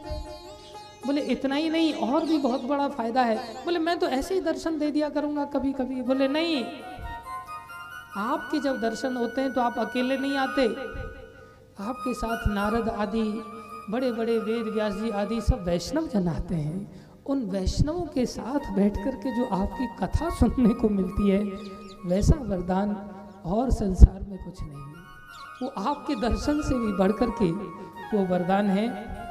इसलिए आप ऐसी कृपा करें कि आप हमें दुख दें, वही हमारे लिए वरदान होगा। ऐसी भावना को जब कुंती माता का सुना, महाराज युधिष्ठिर को अश्रुपात करते हुए देखा, भगवान ने जाने का प्लान कैंसिल कर दिया। देखो भगवान कैसे भावुक हैं। इतने लंबे समय से द्वारिकापुरी को छोड़ के रह रहे थे, भगवान बोले अच्छा तो अब हम और थोड़े दिन रहेंगे, और भगवान और लंबे समय के लिए ठहर गए। अब हम आपके साथ ही रहेंगे। सब खुश हो गए, लेकिन महाराज युधिष्ठिर बड़े दुखी थे। महाराज युधिष्ठिर कोस रहे अपने आप को, मेरे कारण इतना भयानक युद्ध हुआ, इतने करोड़ों लोग मारे गए, मैं ही इसका मुख्य कारण हूँ। मेरे अंदर राज्य पाने की इच्छा थी लगता है। भगवान श्री कृष्ण उनको सांत्वना देने के लिए प्रयास कर रहे हैं, लेकिन वो आसानी से शांत हो नहीं पा रहे। आखिर में भगवान श्री कृष्ण पांडवों को लेकर के पितामह भीष्म के पास लेकर के गए, जो बाणों की सैया पर पड़े हुए थे।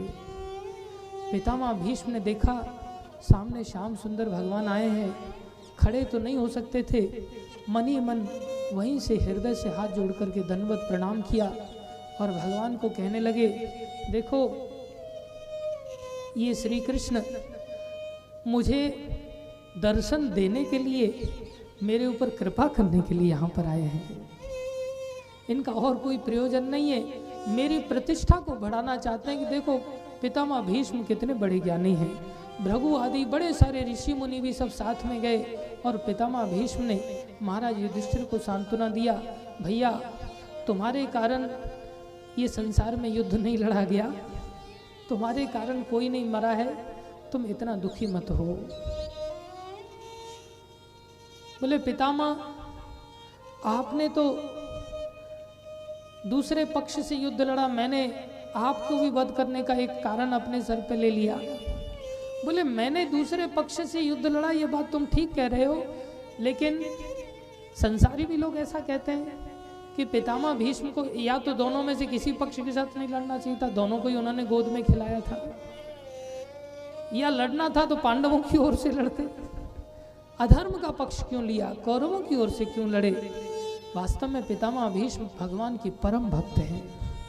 पितामह भीष्म ने सोचा अगर मैं कौरवों की ओर से लड़ूंगा तो भगवान श्री कृष्ण के नित्य मुझे दर्शन होते रहेंगे, पांडवों की ओर से लड़ूंगा तो दुर्योधन का दर्शन होगा, लेकिन इधर से लड़ूंगा तो मुझे भगवान के दर्शन होंगे। और वो भगवान के दर्शन की लोलुपता के कारण ही उन्होंने ये नहीं सोचा कि समाज मुझे क्या कहेगा, कितना लोग मेरे को अधर्मी कहेंगे, कुछ भी कहें, लेकिन मैं कृष्ण के लिए, दर्शन के लिए मैंने ये पक्ष चुना। और पितामह भीष्म के लिए भगवान ने क्या क्या नहीं किया। पितामह भीष्म याद कर रहे हैं, बोले हे वासुदेव आप परम सत्य हैं, आप त्रिकाल सत्य हैं, आप सत्य से ही जाने जाते हैं, आप सत्य स्वरूप हैं, लेकिन एक मेरे जैसे भक्त के लिए आपने अपने आप को असत्य सिद्ध कर दिया। आपने जो प्रतिज्ञा ली थी उस प्रतिज्ञा को आपने मेरे लिए झूठा सिद्ध कर दिया, झूठा बना दिया। पितामह भीष्म ने प्रतिज्ञा ली थी मैं कृष्ण से अस्त्र उठवा के रहूंगा। 8वें दिन ऐसा भयानक युद्ध किया, अर्जुन घबरा गए, गांडीव छूट गया, भगवान की शरण में प्रभु रक्षा करो। इतना सुनते ही भगवान के हाथ में कोई अस्त्र शस्त्र था नहीं, भगवान तो चाबुक रखते थे, घोड़ों को चलाते थे। तो भगवान एकदम से घोड़ों का चाबुक लेकर के ही रथ के ऊपर खड़े हो गए और चाबुक दिखाने के लिए आगे बढ़े। इधर पितामह भीष्म कहते हैं कि मैंने ये चाबुक वाला दर्शन करने के लिए ये युद्ध नहीं किया, ये चाबुक वाला मैं तो सुदर्शन वाला दर्शन करना चाहता हूँ। इधर अर्जुन भागे, अर्जुन ने भगवान की चरण पकड़े, प्रभु आपका संकल्प टूट जाएगा, सारा इतिहास आपको, सारे वेद आपको बेइज्जत करेंगे, आपकी बदनामी होगी। भगवान के चरण पकड़ लिए, मैं अब ठीक से युद्ध करूंगा, आप चिंता मत कीजिए, आप मुझे आशीर्वाद दीजिए। अर्जुन ने फिर युद्ध संभाला, लेकिन पितामह भीष्म ने देखा कि ये चाबुक वाले दर्शन से काम नहीं चलेगा, फिर भयानक युद्ध किया, इतना भयानक युद्ध किया। फिर अर्जुन घबरा गए, भगवान कूद पड़े रथ से, विशाल रथ से भगवान कूदे, नीचे देखा भगवान ने एक रथ का पहिया पड़ा हुआ था, उसी रथ के पहियों को पकड़ करके भगवान ने हाथ में उठाया, उंगली पे तो चक्र घुमाने की आदत थी, उस उंगली में ही फंसा करके भगवान रथ की ओर, पितामह भीष्म की ओर दौड़े। पितामह भीष्म ने उस दर्शन को देखते ही तुरंत धनुष बाण रख दिए, बोले प्रभु अब मैं धन्य हो गया, अब मुझे आपके ऐसे दिव्य दर्शन प्राप्त हो गए, मैं इसीलिए अब मेरी प्रतिज्ञा आपने रख दी, मैं आपका और इससे ज़्यादा कृतज्ञ और क्या हो सकता हूँ। इधर अर्जुन भागे, भगवान के चरणों में प्रार्थना किया, लेकिन भगवान इतना तेजी से भागे कि धरती कांपने लग गई। जब धरती कांप रही थी तो आचार्य वर्णन करते बोले धरती क्यों कांप रही थी, भगवान कोई असुरों की तरह थोड़ी चलते हैं, भगवान का चलना तो बड़ा दिव्य है, भगवान तो भगवान है, भगवान धरती के पति हैं। बोले धरती इसलिए कांप रही थी, बोले प्रभु आए तो थे हमारी प्रार्थना सुन करके कि हम धरती का भार हल्का करेंगे, ये इन्होंने प्रतिज्ञा ली थी, लेकिन अभी 8 दिन पहले ली हुई प्रतिज्ञा तो अभी तोड़ दी इन्होंने।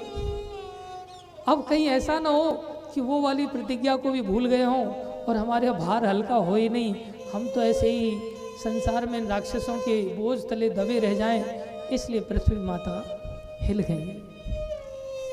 भगवान का जो पीत वस्त्र था वो भी भगवान इतना तेजी से दौड़े, वेग के कारण आकाश में वो पीत वस्त्र भी उड़ गया। आचार्य वर्णन में पीत वस्त्र क्यों उड़ा? बोले पीत वस्त्र कह रहा है आपको प्रतिज्ञा तोड़ना है तो तोड़ दो, हम भक्त हैं, हम प्रतिज्ञा तोड़ने वाले का साथ नहीं देंगे, इसलिए हम आपसे दूर हो जाएंगे। भगवान का पीताम्बर उड़ गया था। भगवान अपने भक्तों के लिए इतना सम्मान करते हैं, भक्तों के भगवान वशीभूत रहते हैं, बशर्ते भक्त होने चाहिए। पितामह भीष्म विचार करने लगे, ये वही श्री कृष्ण हैं जो मेरे को दर्शन देने के लिए अंतिम समय में यहाँ पधारे हैं। और पांडवों को कहने लगे, अरे पांडवों, ये वही कृष्ण हैं जो नारायण स्वरूप हैं, जो साक्षात नारायण हैं, ये सभी भगवान, ये वो भगवान हैं। लेकिन तुम इनको अपने मामा का लड़का मत मानना। लेकिन तुम मानोगे भी क्यों नहीं, ये काम ही ऐसे करते, शांति दूत बन करके आते हैं, तुम्हारे यहाँ पर आकर के संत महात्माओं की झूठी पत्तलों को उठाते हैं, तुम्हारे लिए अनेकों प्रयास करते, रथ हाँकते हैं, तुमसे इतना प्रेम करते हैं, इसलिए तुम तो इनको अपना रिश्तेदारी मानोगे, इनको आप भगवान आसानी से नहीं मानोगे। लेकिन मेरी बात मान लेना, ये भगवान ही है। पितामह भीष्म कहने लगे, हे वासुदेव, लोगों को लगता है कि ये तो महाराज युधिष्ठिर के धर्म के कारण युद्ध में विजयी हुए। कोई कहते नहीं नहीं, पांडवों में जो धनुर्धारी अर्जुन थे उनके कारण युद्ध जीता गया। कोई कहता नहीं, ये तो भीमसेन की गदा का प्रताप था। कोई कहता ये नकुल और सहदेव की समर्पित सेवा का प्रताप था। बोले नहीं, ये तो सिर्फ नाटक था। वास्तव में तो भगवान श्री कृष्ण जो मंद हाथ से हंसते थे और असुरों के सामने, जितने भी विपक्षी दल था उसके सामने जब मुस्कान मुस्कुराते थे, उतने में ही उनकी आयु का हरण हो जाता था। बाद में तीर आदि चलाना ये तो नाटक होता था। वास्तव में युद्ध तो भगवान श्री कृष्ण ही जीता। ये दिव्य घटना जब घटी, उसी समय पितामह भीष्म ने विचार किया, उत्तरायण का भी समय है, सामने साक्षात भगवान है। भगवान अपने भक्तों के लिए क्या करते हैं, जब भक्त का अंतिम समय आता है, भक्त तो भगवान के पास नहीं जा पाता, लेकिन भगवान उसके पास चले जाते हैं। ये याद रखना चाहिए। अंते नारायण स्मृति हमारा जीवन का लक्ष्य होना चाहिए। अंत में भगवान के नाम का स्मरण हो। अगर नहीं हो पाता, लेकिन जीवन भर अगर किसी ने किया है, अंत में नहीं हो पा रहा है, तो भगवान दया करके पहुंच जाते हैं। लेकिन जीवन भर किया होना चाहिए उसने। जीवन भर करेगा तो ही अंत में होगा, नहीं तो नहीं होता। और जो जीवन भर करता वही भक्त है, नहीं तो भक्त किस बात का। पितामह भीष्म वीर रस का आस्वादन भगवान को देना चाहते थे, इसलिए उन्होंने इस प्रकार से युद्ध लड़ा। और अंत समय में भगवान उनको दर्शन दिए, और भगवान को दर्शन देते हुए ही उन्होंने अपने शरीर का त्याग किया और भगवान के धाम को गमन किए। पितामह भीष्म ने कहा, पुत्र युधिष्ठिर, तुम्हें चिंता करने की जरूरत नहीं है। अर्जुन के द्वारा इस महाभारत की युद्ध में जितने लोगों ने शरीर का त्याग किया है, ये सभी का उद्धार हुआ है, क्योंकि सभी ने भगवान श्री कृष्ण के समक्ष शरीर त्याग किया है। इसलिए आपको अधिक चिंता करने की आवश्यकता नहीं है। पितामह भीष्म का देह त्याग होने के पश्चात भगवान श्री कृष्ण ने द्वारिका की ओर गमन किया, और द्वारिका में भगवान श्री कृष्ण का भव्य स्वागत हुआ। जो रानियां थीं, 16,108 रानियां भगवान को आँखों से पान करने लगी, भगवान को अश्रुपात के द्वारा भगवान को प्रीति प्रदर्शित करने लगी। सभी भगवान के सखा आदि सभी यदुवंशियों ने भगवान को बड़ा ही सम्मान किया, सत्कार किया। इधर शौनक आदि ऋषि पूछने लगे, प्रभु वो परीक्षित राजा का क्या हुआ? बोले, राजा परीक्षित का जन्म हुआ, जन्म के साथ ही ब्राह्मण आदि लोगों ने उनका नामकरण संस्कार किया और उसके बारे में भविष्यवाणी किया। नाम उनका रखा गया विष्णुरात, जो भगवान विष्णु स्वरूप में भगवान ने जो रक्षा किया, इसलिए उनका नाम विष्णुरात पड़ा। और जब भगवान का दर्शन उन्होंने गर्भ में कर ही लिया था, जब प्रकट हुए तो एक एक व्यक्ति को यही देखते थे, ये वो व्यक्ति है क्या? जो गर्भ में आया था?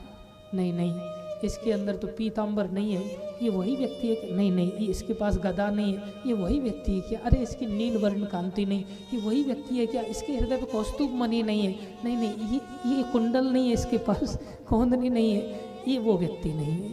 पूरा जीवन वो यही परीक्षण करते रहे, वो व्यक्ति कौन था जिसने गर्भ में घूम घूम कर मेरी रक्षा की थी। इसलिए इनका नाम परीक्षित पड़ा। और जैसे ही परीक्षित महाराज बड़े हुए, उसी समय विदुर जी आए। विदुर जी का बड़ा सुंदर प्रसंग है। विदुर जी का बड़ा तिरस्कार होता था कुरुवंश में, लेकिन विदुर जी बड़े भगवान के भक्त थे। उनके धृतराष्ट्र भाई थे, वो चाहते थे कि इस भाई का उद्धार हो। धृतराष्ट्र अंधे थे, हृदय से भी अंधे थे। उनका पुत्र दुर्योधन अपमान करता था, धृतराष्ट्र भी उसमें हाँ में हाँ मिलाते थे, इसलिए उसकी हिम्मत होती थी अपमान करने की। विदुर जी महामंत्री थे, लेकिन फिर भी उनको बहुत अपमान सहना पड़ता था, फिर भी वो सत्य बात बोलते थे। अंत में युद्ध जब खत्म हो गया तो विदुर जी बार बार धृतराष्ट्र को समझाने के लिए आते थे, कहते थे हे भैया धृतराष्ट्र, अब बड़ी कठोर शब्दों में उनको समझाते थे। बोले भैया धृतराष्ट्र, अब क्यों तुम नरक में जाने की तैयारियां कर रहे हो? इस संसार को छोड़ दो, धिक्कार है तुम्हारे ऊपर। जिन लोगों ने तुम्हारे 100 पुत्रों का वध किया, अब तुम उन्हीं के घर पे बैठ करके रोटियां खा रहे हो, शोभा देता है क्या? वास्तव में धृतराष्ट्र का पांचों पांडव बहुत सम्मान करते थे, हृदय से सम्मान करते थे। सोचते थे हमारे पिता हैं, इन्होंने हमें पाल पोस के बड़ा किया है। पांडवों की ओर से कोई शत्रुता नहीं थी। हर समय एक न एक पांडव हाथ जोड़ के खड़ा रहता था, जिससे कि काका श्री को कोई चीज की जरूरत हो, ताऊ श्री को तो बताएं। लेकिन भीमसेन से बड़ा घृणा करते थे धृतराष्ट्र। युद्ध समाप्त हुआ, पितामह भीष्म ये धृतराष्ट्र बोले भीमसेन कहाँ है, मैं थोड़ा मिलना चाहता हूँ उससे। भगवान अंतर्यामी ये समझ गए। भगवान ने एक लौह आकृति बनाई थी भीम की, उसको आगे कर दिया, क्योंकि अंदर क्रोध भरा पड़ा था, इन्होंने मेरे 100 पुत्रों को मारा है। लौह आकृति, लोहे की आकृति को धृतराष्ट्र ने पकड़ा, इतना ताकत थी उनमें, उसको चूरन बना दिया, पीस दिया, उसको तोड़ डाला। भीमसेन समझ गए कि अगर मैं होता इस जगह पे तो आज राम नाम सत्य था। कृष्ण कृपा से बच गए। इसलिए भीमसेन दूर से ही व्यवहार करते थे, ज्यादा नजदीक नहीं जाते थे। लेकिन भीमसेन किसी की सुनते भी नहीं थे, थोड़े से अकड़ रखते थे, अपना वजूद था उनका। सेवा में वो भी जाते थे, लेकिन दूर से सरका देते थे थाली। ताऊ श्री ये लीजिए, ये खीर खाइए, और देखो ये वो वाली खीर नहीं है जो दुर्योधन ने मेरे को दी थी, चख के देख लो, इसमें जहर पैर कुछ नहीं है। ताऊ श्री को बड़ा अटपटा लगता था, ये लड्डू खाओ। अब ये कुरुवंश जैसे लड्डू तो है नहीं, अब तो ये पांडव वंशियों के लड्डू हैं, आप खाओ। लेकिन तब करते थे, चिढ़ाते थे, जब देख लेते थे कोई दूसरा भाई नहीं तो महाराज युधिष्ठिर को शिकायत लग जाती है। ये दृश्य विदुर जी ने देख लिया था। विदुर जी ने देखा, कहा अब तुम कुत्ते की तरह यहाँ पर रोटियां खाते हो, दूर से भीम तुम्हारा ऐसा अपमान करता है, धिक्कार है तुमको। अब तुम्हारे पास ज्यादा समय नहीं है, 7 दिन बाद तुम्हारी मृत्यु है, अभी भी समय है। तुम संसार छोड़ करके ऐसी जगह पर शरीर त्यागो जहां कोई तुम्हें पानी देने वाला ना हो, जिससे कि तुम्हें किसी की याद ही ना आए सिवाय श्री कृष्ण के, उसी से तुम्हारा उद्धार हो जाए। शरण में चले जाओ, अभी भी मौका है। ऐसा कठोर शब्द बोले, उनको घर कर गए, हृदय में चुभे। बोले ठीक कह रहा है विदुर, मन बना लिया आज रात्रि को चले जाएंगे। अंधे थे तो भी बोले ऐसे ऐसे दुष्कर्म किए तुमने कि घोर नरक में करोड़ों वर्षों तक सड़ना पड़ेगा। अभी भी अगर शरण में चले जाओगे तो भगवान सारे कर्मों को क्षमा कर देंगे, नरक से बच जाओगे, 84 लाख योनियों से बच जाओगे, शरण में चले जाओ। क्या हुआ, गांधारी समझ गई कि आज ये बड़ी गंभीरता से सुन रहे हैं, लगता है आज रात को चले ही जाएंगे। उठे, रात्रि को, मध्य रात्रि को, गांधारी भी सोई नहीं थी, उन्होंने हाथ पकड़ लिया, स्वामी हम भी आपके साथ चलेंगे। गुप्त मार्ग से महल से जंगल में निकल गए और भगवान की आराधना में लग गए, समर्पण कर दिया। ये नहीं सोचा मैं अंधा हूँ, घर से बाहर कहाँ जाऊँगा, कौन देखेगा, कौन भारेगा। अरे भाई एक दिन तो शरीर छोड़ना ही है, संसार में सदा थोड़ी रहना है। भगवान की याद में शरीर छोड़ा जाए, उसी से कल्याण होगा। इसलिए विदुर जी की आज्ञा पालन करके गांधारी और धृतराष्ट्र दोनों ही चले गए और उन्होंने योग अग्नि में 5वें दिन जाकर के अपना प्रवेश किया और भगवान का ध्यान करते हुए शरीर त्याग किया, उद्धार को प्राप्त हुए। विदुर जी तीर्थों में भ्रमण करने के लिए चले गए। द्वारका से होते हुए जब वापस आए, महाराज युधिष्ठिर पूछने लगे, यदुवंश में सब कुशल तो हैं? सारी वार्ता हुई। महाराज युधिष्ठिर पूछने लगे, हे काकाश्री, आप कौन कौन से तीर्थों को पवित्र करके आ रहे हैं? क्या विचित्र परिचय है।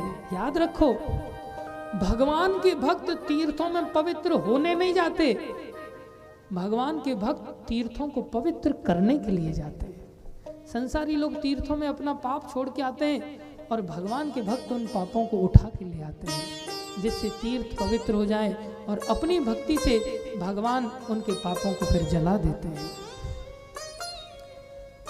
महाराज युधिष्ठिर पूछ रहे हैं, आपने कौन कौन से तीर्थों का पवित्रीकरण किया है काकाश्री, बताइए।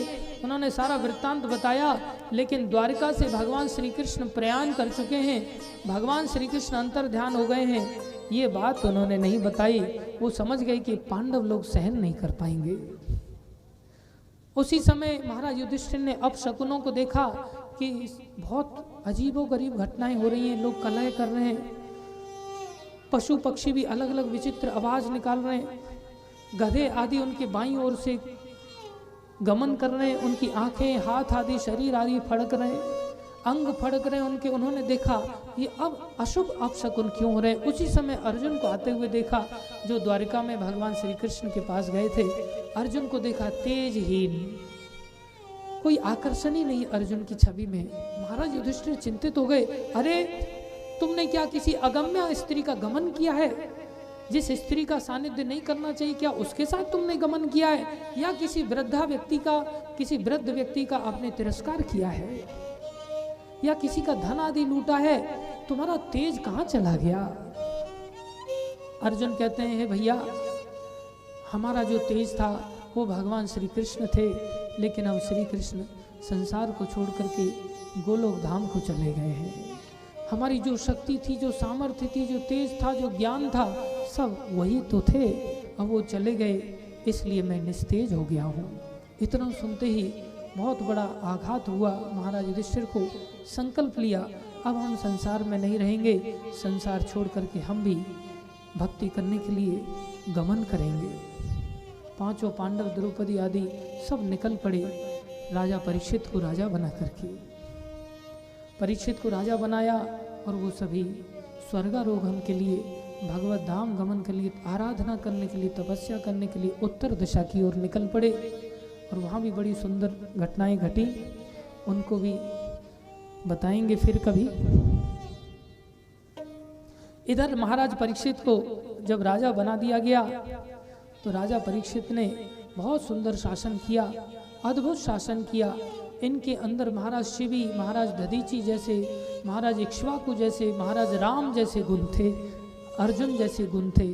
अलग अलग गुणों को देख करके इन्होंने सारे संसार पे भक्ति युक्त शासन किया। उसी समय पता चला कि इनके राज्य में कलयुग ने प्रवेश किया है। जैसे ही पता चला कलयुग ने प्रवेश किया है, धनुष बाण लेकर के निकल पड़े। कहाँ से कलयुग ने प्रवेश कर लिया? चारों तरफ देखा, सब लोग भक्ति भाव में लगे हुए हैं। इतने में देखा एक शूद्र राजा का वेश बना करके एक गाय और बैल के ऊपर उसके पैरों पर प्रहार कर रहा है, जिसमें उसने बैल के 3 पैरों को तोड़ दिया है। बैल बड़ी मुश्किल से एक पैर पर खड़ा है। उसको देख करके तुरंत महाराज परीक्षित आगे बढ़े, बोले, अरे तुम्हारा ये हाल किसने किया है? बैल बोला, कोई कहता है ये हमारे ही कर्म है, कोई कहता है देवताओं के द्वारा फल दिया जाता है, कोई कहता है ये भाग्य में ऐसा लिखा है, कोई कहता है भगवान ऐसा करते हैं। भैया अब ये तुम ही जान लो किसने क्या किया है, मैं कुछ नहीं कहना चाहता। सब लोग अपने अपने मतांतर व्यक्त करते हैं। इतना सुनते ही महाराज परीक्षित बोले ओ हो, बोले तुम तो धर्म हो। एक धर्म ही ऐसी बात कर सकता है जिसके ऊपर आघात होने पर भी वो नाम नहीं बता रहा है कि इसने ऐसा किया, वो सामने ही खड़ा है। तुम तो धर्म हो। शूद्र की ओर मुड़े, तुम्हारी ये मजाल, क्या तुम्हें मेरी मृत्यु का, मेरी तलवार का भय नहीं? तुम्हें मैं मृत्यु दूंगा। वो भागता नजर आया, भागने लग गया। महाराज परीक्षित को हर जगह उसने देखा तलवार लेते हुए। महाराज परीक्षित का ऐसा प्रताप था, ये कलयुग जब आया पांडवों के समय में, जैसे ही भगवान श्री कृष्ण अंतर्ध्यान, उसी समय कलयुग आ गया था। लेकिन परीक्षित राजा के कारण कलयुग अपना प्रभाव नहीं दिखा पा रहा था। ऐसा एक भक्त की ऐसी सामर्थ्य होती है। उल्टा परीक्षित महाराज के भय से भाग रहा था। बोले महाराज, आखिर में देखा कि अब बचने का कोई उपाय नहीं है, तुरंत चरणों में गिर गया, चरण पकड़ कर त्राहिमाम, मेरी रक्षा करो, रक्षा करो। हे राजा, राजा का कर्तव्य है शरणागत को शरण देना, आप मेरी रक्षा करो। बोले निकल जाऊं मेरे राज्य। बोले कहाँ जाऊं, आपका ही राज्य तो सर्वत्र है, मुझे तो जहां जाता हूं वहां आप ही देखते हैं धनुष बाण लेकर के। कौन सी जगह जाऊं, कहाँ बचूंगा मैं, कौन बचाएगा? मैं आप ही की शरण लेता। ठीक है, मात्र 4 स्थानों पर जाकर के वास कर सकते हो, जहाँ मांसाहार हो, जहाँ मदिरापान हो, नशा हो किसी भी प्रकार का, जहाँ व्यभिचार होता हो, जहाँ झूठ बोला जाता हो, जुआ सट्टा आदि खेला जाता हो, इन 4 जगहों पर वास कर सकते हो, और कोई स्थान नहीं तुम्हारे लिए।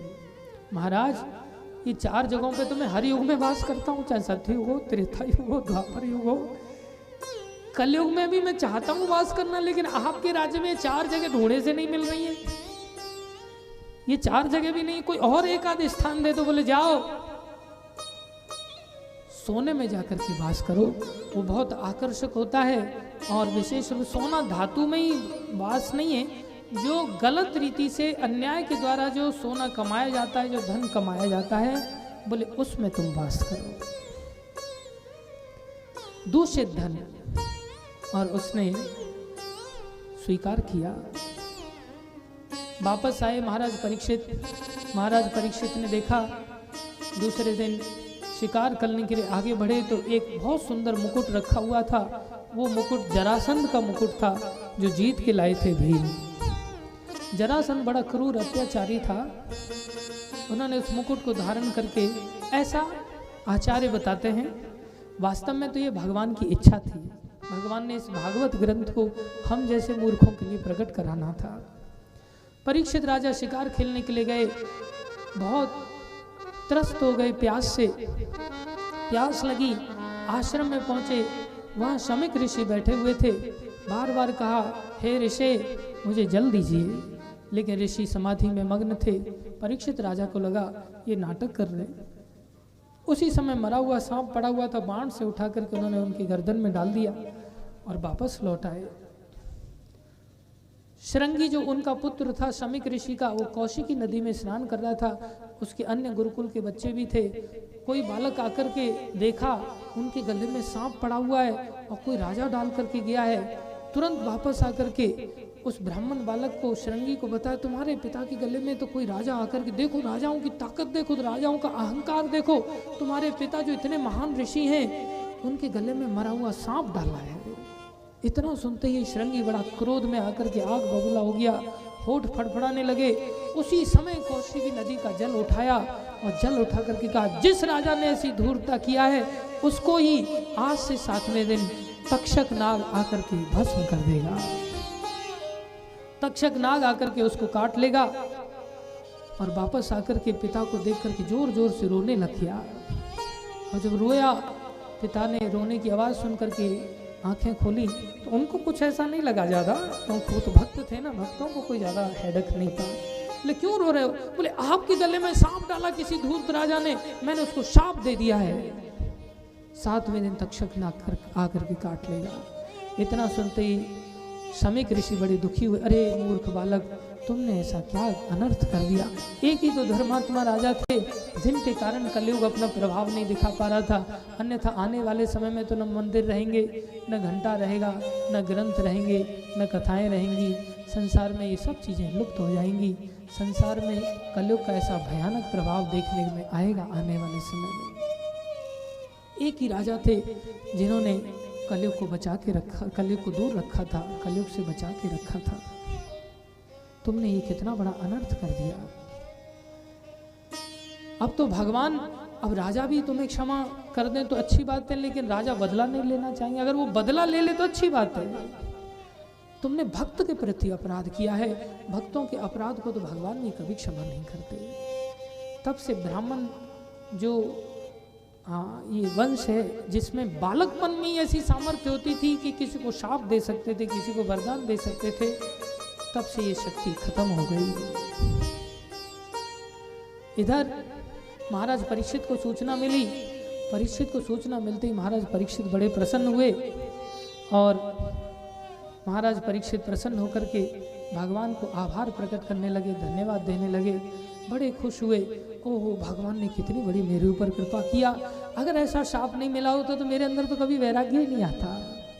देखो, भक्त ऐसे होते हैं जो शाप को चाहें तो अस्वीकार भी कर सकते हैं। भक्तों से बढ़कर और कोई ताकत नहीं होती। नारद जी ने 7 दिन बैठ करके कथा सुनी ना, शाप तो लगा था लेकिन शाप का प्रभाव कहाँ हुआ। भक्त लोग शाप पाप तो ये नाटक होता है, भक्तों से बढ़कर और कोई शक्ति नहीं है। भक्तों के वशीभूत तो भगवान अपनी प्रतिज्ञा छोड़ देते तो फिर संसारी लोगों का शाप क्या करेगा भक्तों के लिए। महाराज परीक्षित चाहते तो शाप को अस्वीकार कर सकते थे, लेकिन महाराज परीक्षित ने शाप को स्वीकार किया और कृपा माना इसको। तुरंत उन्होंने सारा राजपाट सब कुछ छोड़ दिया। जन्मेजय आदि पुत्रों को देकर के तुरंत गंगा किनारे पहुंच गए, सर्वस्व त्याग करके। सबसे पहला काम ये करना सीखना चाहिए। त्याग किया। बड़े बड़े ऋषि मुनियों को आग की तरह खबर फैल गई, पता चला, सब दौड़े चले आए। ओहो, राजा परीक्षित जिनकी रक्षा गर्भ में ही भगवान ने की, क्या अभी शाप से रक्षा नहीं कर सकते थे भगवान? वो तो जन्मजात भक्त हैं। बोले ऐसे भक्त को ऐसा शाप मिला। सब उनके पास उनको सानिध्य प्रदान करने के लिए आ गए। पूछने लगे, महाराज परीक्षित मुझे क्या करना चाहिए जिस व्यक्ति की 7 दिन बाद ही मृत्यु हो। सब ऋषि मुनि आपस में चर्चा कर रहे हैं, क्या किया जाए, क्या किया जाए। इतनी देर में क्या देखा, सामने से अवधूत वेश में सुखदेव गोस्वामी, जो बिल्कुल तेजस्वी, जैसे भगवान ही साक्षात चले आ रहे हैं, इतने तेजस्वी। लेकिन एक तेजस्वी पुरुष ही दूसरे तेजस्वी को पहचान सकता है, वीर पुरुष ही वीर को पहचान सकता है, सबको तो पहचान होती नहीं। क्या देखा, सुखदेव गोस्वामी, अब संसारी लोगों को उनकी पहचान नहीं थी। वो ज़्यादा से ज़्यादा किसी जगह रुकते थे इतनी देर जहाँ दूध निकाला जाए, बस विचरण करते रहते थे। भागवत के रसास्वादन में इतने डूबे रहते थे, हर समय मुंह से इन भागवत के श्लोकों का आस्वादन करते रहते, हर समय गुनगुनाते रहते थे, कोई सुने या ना सुने, भगवान की लीलाओं में डूबे रहते थे। बोलो सुखदेव गोस्वामी महाराज की। ये देखिए सुखदेव जी महाराज आ गए। जय जय हो।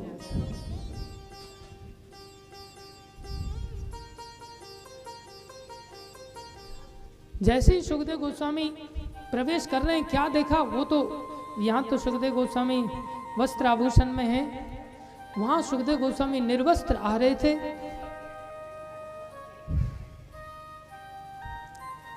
ध्यान दीजिए, सुखदेव गोस्वामी जब आ रहे थे तो गांव के जो बच्चे थे, गांव की जो स्त्रियां थीं, उनको तो वो एक पागल जैसे लग रहे थे और वो अपनी मस्ती में मस्त थे। ये भक्त की पहचान होती है। भक्त अपनी अलग ही चाल में चलता है। भक्तों की चाल ही अलग होती है। भक्तों को कोई परवाह नहीं होती। भक्त मान अपमान इन सब से परे होते हैं। सुखदेव गोस्वामी तो अवधूत गज गति से चले आ रहे थे, लेकिन गांव के बच्चे, गांव की स्त्रियां 16 वर्ष के हैं, नवयुवक हैं, स्त्रियां आकर्षित हैं, आकर्षण के कारण उनके पीछे पीछे चल रही हैं, लेकिन उनको उपहास भी उड़ा रही हैं, उनके ऊपर कमेंट पास कर रही हैं, लेकिन बच्चे लोग उन पर कचरा फेंक रहे हैं, धूल उड़ा रहे हैं। जैसे गांव में बंदर आ जाता है ना कई बार, तो जो जिसने बंदर लंगूर ना देखा हो तो कैसे हे मचाते हैं गांव के बच्चे लोग। ऐसे सब शोर मचा रहे हैं, सब उनके ऊपर कचरा फेंक रहे हैं, कोई पत्थर फेंक करके मार रहा है। लेकिन सुखदेव गोस्वामी अपनी चाल में चलते चले जा रहे हैं। न जाने कौन सी धुन में तेरा दीवाना जाता है, न जाने कौन सी धुन में तेरा दीवाना जाता है, न जाने कौन सी धुन में तेरा दीवाना जाता है, न जाने कौन सी धुन में तेरा मस्ताना जाता है, न जाने कौन सी धुन में तेरा मस्ताना जाता है, उड़ाता धूल खाक में तेरा दीवाना जाता है, उड़ाता धूल खाक में तेरा दीवाना जाता है।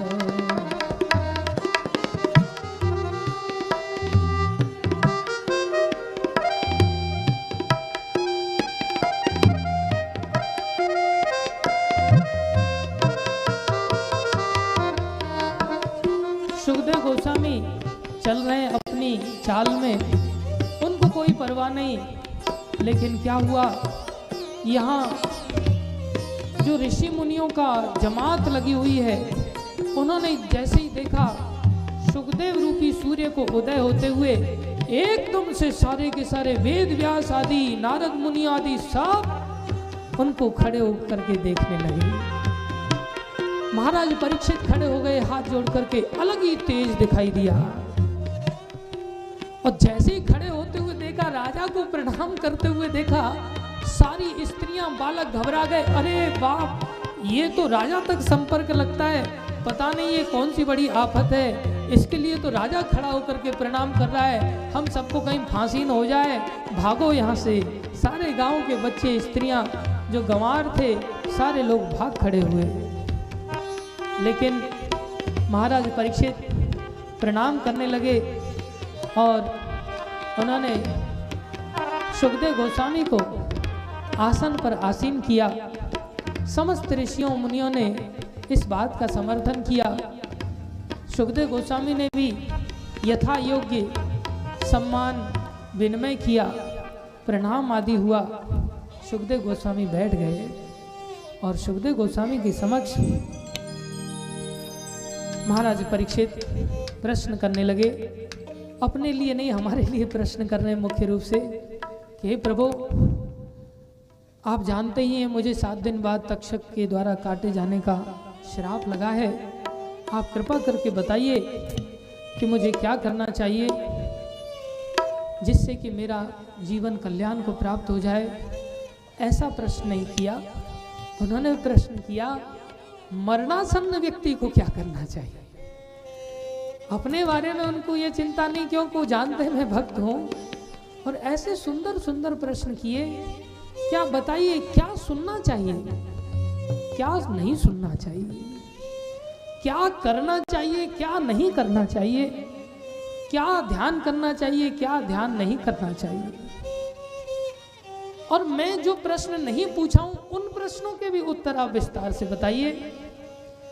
और भगवान श्री कृष्ण का विशेष रूप से लीला का गान कीजिए। इतने विस्तार से उन्होंने प्रश्न कर दिए जिससे कि सुखदेव गोस्वामी को लेकर के वो सोच रहे हैं कि ऐसा नहीं हो कि दूध निकालने तक ही ठहर के निकलते बने। वो सोच रहे हैं कि जब मेरे पास 7 दिन है तो 7 दिन तक पूरी तरह इनका सानिध्य मिलना चाहिए।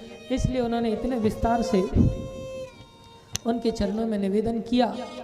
और सुखदेव गोस्वामी अब आगे से यहाँ पर कथा आरंभ करने जाएंगे और सुखदेव गोस्वामी बताएंगे बताते हैं सुखदेव गोस्वामी ने भक्ति के सिद्धांतों को स्थापित किया है। सबसे बड़ा भक्ति का सिद्धांत सुखदेव गोस्वामी ने क्या बताया? अकामः सर्व कामो वा मोक्ष काम उदारदी तीव्रेन भक्ति योगेन यजे पुरुषा परम। हे राजन, कोई व्यक्ति अकाम है जिसके अंदर कोई कामना नहीं, कोई व्यक्ति सर्व काम है जिसके अंदर दुनिया भर की कामनाएं भरी पड़ी हैं, कोई व्यक्ति मोक्ष काम है जो केवल मोक्ष चाहता है। बोले उनको एक ही काम करना चाहिए, तीव्रेन भक्ति योगेन यजेत पुरुषम परम, उसको परम पुरुष भगवान की तीव्र भक्ति करनी चाहिए। याद रखो, निष्काम भक्ति करना चाहिए। वैसे तो अगर कोई निष्काम भक्ति करता है तो उससे बढ़कर तो कोई भक्ति है नहीं। निष्काम भक्ति करेंगे तो जीवन सफल होगा। उसको कहते प्रेममयी भक्ति। प्रेममयी भक्ति से ही भगवान वशीभूत होते हैं। प्रेम का ही संबंध सबसे बड़ा ऊंचा संबंध होता है। सबसे ऊंची प्रेम सगाई, सबसे ऊंची प्रेम सगाई है। जिनके वश अर्जुन रथ हाँक्यो, भगवान ने प्रेम के वशीभूत भगवान ड्राइवर बन जाते हैं। भूल गए ठकुराई, भगवान अपना भगवत्ता को भुला करके प्रेम के वशीभूत होकर के सारी आवश्यकताओं की पूर्ति करते हैं। इसलिए हम सभी को इस मनुष्य जीवन में भगवान का भजन करके प्रेम से भक्ति करते हुए अपने जीवन को सौंपना चाहिए। किसी कामना के साथ नहीं, भोगों के साथ नहीं, ऐश्वर्यों के साथ नहीं। अकिंचना भक्ति, निष्किंचना भक्ति, अकिंचना भक्ति भगवान को बांध लेती है। इसी काम के लिए हम इस संसार में आए हैं, लेकिन दुर्भाग्य से हम इसे भूल करके बैठे हुए हैं और संसार में भटकना पड़ रहा है। भजन करें, तीव्र भजन करें। प्रेम से नहीं कर सकते तो कामनाओं से ही करो। कामनाओं से भी नहीं कर सकते, देखो भगवान क्या करते, कामनाओं की पूर्ति भी करते हैं, साथ में अपनी भक्ति भी दे देते हैं। और अगर कोई कामनाओं से भी नहीं कर सकता, मोक्ष की इच्छा है तो उस इच्छा से करे। भगवान की भक्ति ही सार है और बाकी सब बेकार है। ऐसा गुरु महाराज बड़े सुंदर शब्दों में हमें इस बात को समझाते हैं और जीवन को सफल बनाने का उपदेश देते हैं। जो हम भजन गा रहे थे उसी भजन को थोड़ा सा ध्यान से आप समझिए। हमें अपने जीवन को भोगों की राह से रोकना पड़ेगा और रोक करके भक्ति में आगे बढ़ना पड़ेगा। विषयों के राही अब रुक जा, चूल्हा मेला तुझे इंसान का। विषयों के राही अब रुक जा, चूल्हा मेला तुझे इंसान का। इसी में मिलेगा तुझे बावरे, छुपा हुआ राज भगवान का।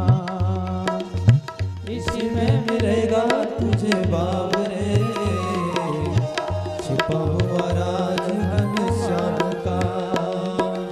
इसी में मिलेगा तुझे बावरे, छुपा हुआ राज भगवान का।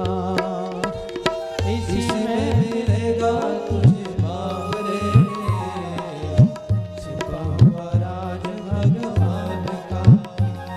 कीमत इस चोले की, हम लोग तो खाने पीने में गंवाते हैं, लेकिन जो भक्त लोग होते हैं इस शरीर की कीमत समझते हैं। शिक्षा दे रहे, कीमत इस चोले की मीरा ने जानी थी। कीमत इस चोले की मीरा ने जानी।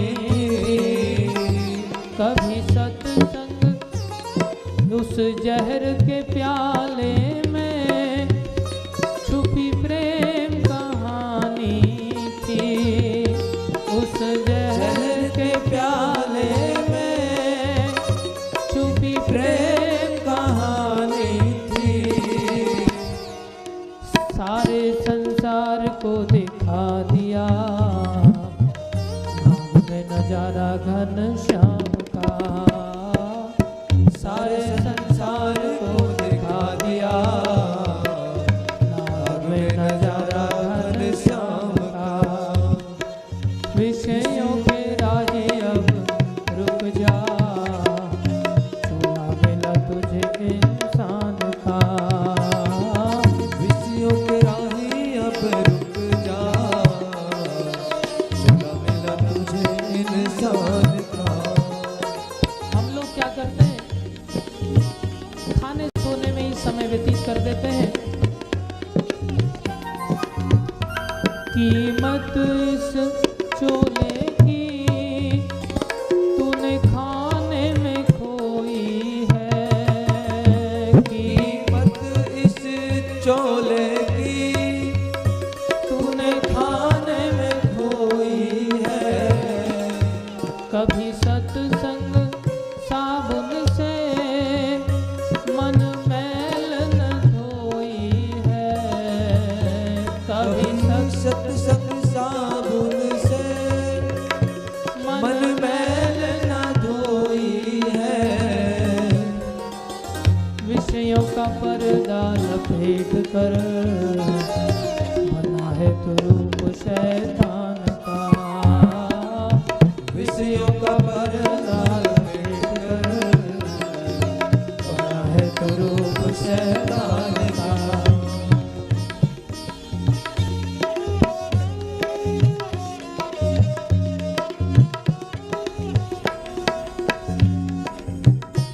याद रखो, संसार में हम सभी भोगों के पीछे, ऐश्वर्य के पीछे भागना चाहते हैं, जैसे रावण भागता था।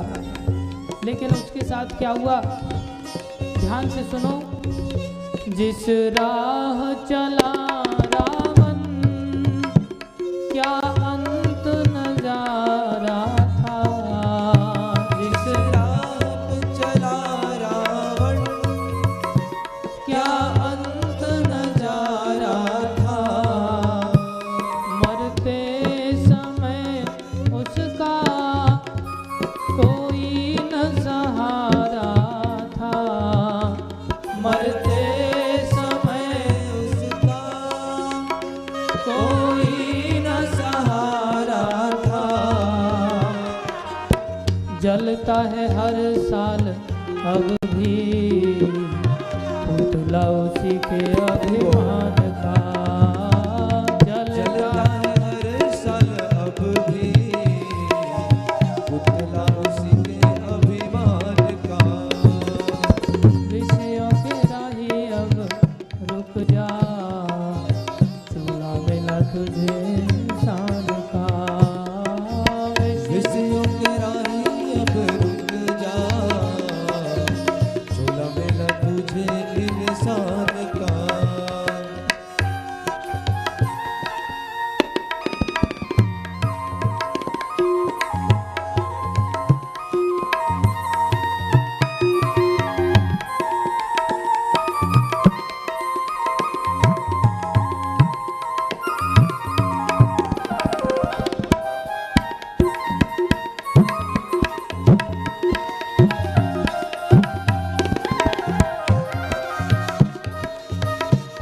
क्या समझा रहे हैं?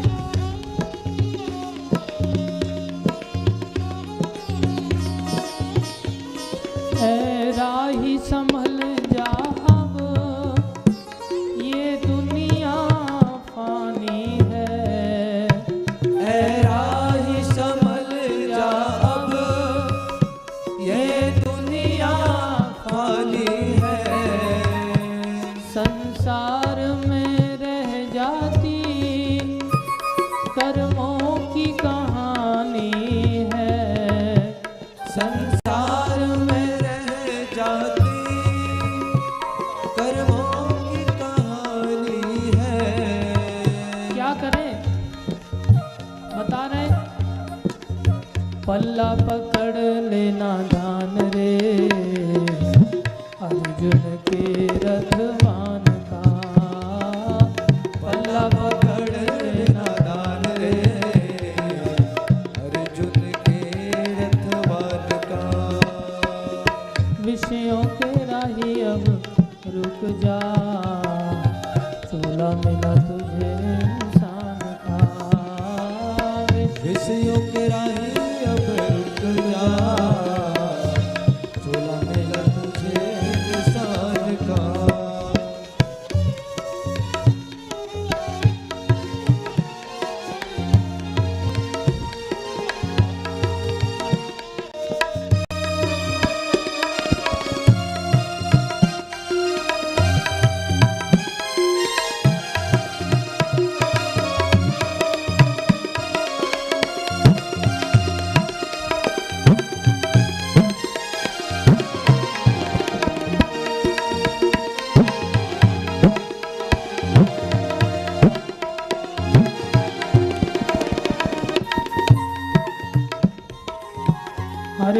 हरे कृष्णा कृष्णा कृष्णा हरे हरे, हरे राम राम राम हरे हरे, हरे कृष्णा कृष्णा कृष्णा कृष्णा हरे हरे, हरे राम राम राम हरे हरे, हरे कृष्णा कृष्णा कृष्णा हरे हरे, हरे राम राम राम हरे हरे, हरे कृष्णा कृष्णा कृष्णा हरे हरे, हरे राम राम राम हरे हरे, हरे कृष्णा कृष्णा कृष्णा हरे हरे, हरे राम राम राम हरे हरे, हरे कृष्णा कृष्णा कृष्णा हरे हरे, हरे राम राम हरे हरे। तो ध्यान दो, ये जीवन में संदेश क्या लेकर के जाना है। संदेश है कि हम सभी परम धर्म को समझें। परम धर्म भगवान की भक्ति है, जो मनुष्य शरीर के लिए एक मौका है। ये परम धर्म ही हम सबको 84 लाख योनियों में सर्वश्रेष्ठ बना सकता है। याद करो, हमने बताया था 84 लाख कौन कौन से शरीर हैं। 9 लाख प्रकार के 9 लाख प्रकार के पानी के जीव, 20 लाख प्रकार के वृक्ष आदि, 11 लाख प्रकार के कीट पतंग, 30 लाख प्रकार के जानवर आदि और 4 लाख प्रकार के मनुष्य। 84 लाख प्रकार के शरीर हैं। उनमें से सबसे निकृष्ट मनुष्य शरीर है। यदि इस बात को नहीं समझता और भक्ति नहीं करता, और अगर इस भक्ति को समझ लेता है और भगवान के नाम का आश्रय ले लेता है और भगवान के नाम का उच्चारण करने लगता है, तो भाई वो व्यक्ति सबसे श्रेष्ठ बन सकता है। भगवान के नाम का उच्चारण का कब से शुरुआत करना चाहिए? वैसे तो इसकी शुरुआत सबसे पहले होनी चाहिए। इसलिए ब्रह्म मुहूर्त में सुबह उठ कर के सबसे पहला काम भगवान का भजन करना सीखना चाहिए। ब्रह्म को पाना है तो ब्रह्म के लिए पाने के लिए पहले से ही बता दिया, भाई ये मुहूर्त है, उसे ब्रह्म मुहूर्त कहते हैं। सुबह 4 बजे से पहले उठ करके और हमें भगवान के जो गुरु परंपरा है उनकी आराधना करनी चाहिए, जिसे मंगल आरती कहते हैं। और उसके बाद जप करना चाहिए, कथा सुननी चाहिए। सबसे पहला काम यही करना चाहिए। अगर कोई सुबह नहीं उठ पाता तो बाकी समय में कभी भी करो। खाई ते शुई ते उठी ते वैसी ते यथा तथा नाम ले, देश काल नियम नहीं सर्व सिद्धि होए। खाते सोते उठते बैठते हर समय भगवान का नाम लो, इससे सारी सिद्धियां मिलेंगी। मंगल आरती का आप सबके सामने मौका है सीखने का। आज भी यहाँ सुबह मंगल आरती हुई थी, 4:30 तो नहीं, देर से हुई थी, 5:30। सब लोग उठ नहीं पाएंगे इसके चलते। कल भी यहाँ सुबह 5:30 बजे मंगल आरती होगी। आप सब लोग मंगल आरती में आमंत्रित हैं। और कल जिन लोगों ने आज माला नहीं ले पाए, जो जप नहीं करना जान पाए, उनको कल फिर से सीखने का मौका मिलेगा। कल आओ और जो भी 4-6 दिन यहाँ हैं आपके सामने उपलब्ध, उन सभी को आप अच्छी तरह से लाभ उठाओ और ये जीवन को सफल बनाओ। इन्हीं शब्दों के साथ बहुत सारी बातें आज हमने आपके सामने रखने का प्रयास किया। उनको आपसे हम कल पूछेंगे कि आज आपने क्या क्या सुना। आज हम रिवाइज तो नहीं करेंगे, लेकिन कल सारी लीलाओं को आपसे पूछेंगे। आप जा कर के लिख लेना और कल पूछेंगे, हाथ खड़ा करके बताना। जो बताएगा, ज़्यादा उत्तर देगा, उसको इनाम दिया जाएगा। कल आप पूरी तैयारी के साथ, बच्चे भी आ सकते हैं, बड़े भी आ सकते हैं, लिख करके लेके आ सकते हैं। उसमें से देख के भी बता सकते हैं, लेकिन लिखना ज़रूर, जिससे आप बोल पाओ। कल आपकी परीक्षा भी है। तो आज दूसरे दिन की जो कथा हुई, इसमें हम आपके आगमन के लिए बहुत आभारी हैं। और जो कुछ भी हम कह पाए, ये गुरु महाराज और वैष्णवों की दया से, प्रभुपाद जी की कृपा से हम कह पाए। आगे भी उन्हीं की कृपा से कहेंगे।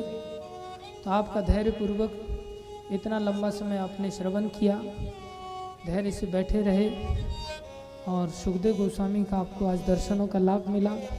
राजा परीक्षित पूरे राशि ठाट बाट के साथ सुंदर श्रृंगार के साथ यहाँ विराजमान हैं। आप इनके दर्शन कीजिए और जीवन को सफल बनाइए, भक्ति को अंगीकार कीजिए। यही जीवन का लक्ष्य है, बाकी सब सपने की तरह है, यहाँ का है यहीं रह जाएगा। धन्यवाद पुनः आप सभी का। हरे कृष्णा। बोलो श्रीमद् भागवत महापुराण की जय हो। बोलो श्रील वेद व्यास जी महाराज की जय हो। बोलो श्रील सुखदेव गोस्वामी महाराज की जय हो। बोलो महाराज परीक्षित की जय हो। बोलो श्रील सूत जी गोस्वामी महाराज की जय हो। बोलो नैमिषारण्य के ऋषि मुनियों की जय हो। बोले पूरी दुनिया को भागवत देने वाले जगत गुरु श्रील प्रभुपाद की जय हो। श्री गुरु महाराज की जय हो। अनंत कोटि वैष्णव वृंद की जय हो। आप सब भक्तों की जय। आरती के लिए सभी खड़े हो जाए। एक विशेष सूचना, वहाँ स्टॉल लगी है तो वहाँ पर गीता, हमारे जो इस्कॉन की गीता है यथारूप, उसको आप ले सकते हैं। और वहाँ पर जो प्रभु जी बैठे हैं उनके पास माला भी है स्टॉल पे, पैच है, जपथैली है, जो भी आप लेना चाहें देख करके ले सकते हैं। और जो भी संस्था से जुड़ना चाहे, प्रभु के बाद पेन कॉपी है, उनसे अपना नाम नंबर लिखवा सकते हैं और जीवन भर हमसे ऑनलाइन जुड़ सकते हैं। इसी के साथ आरती।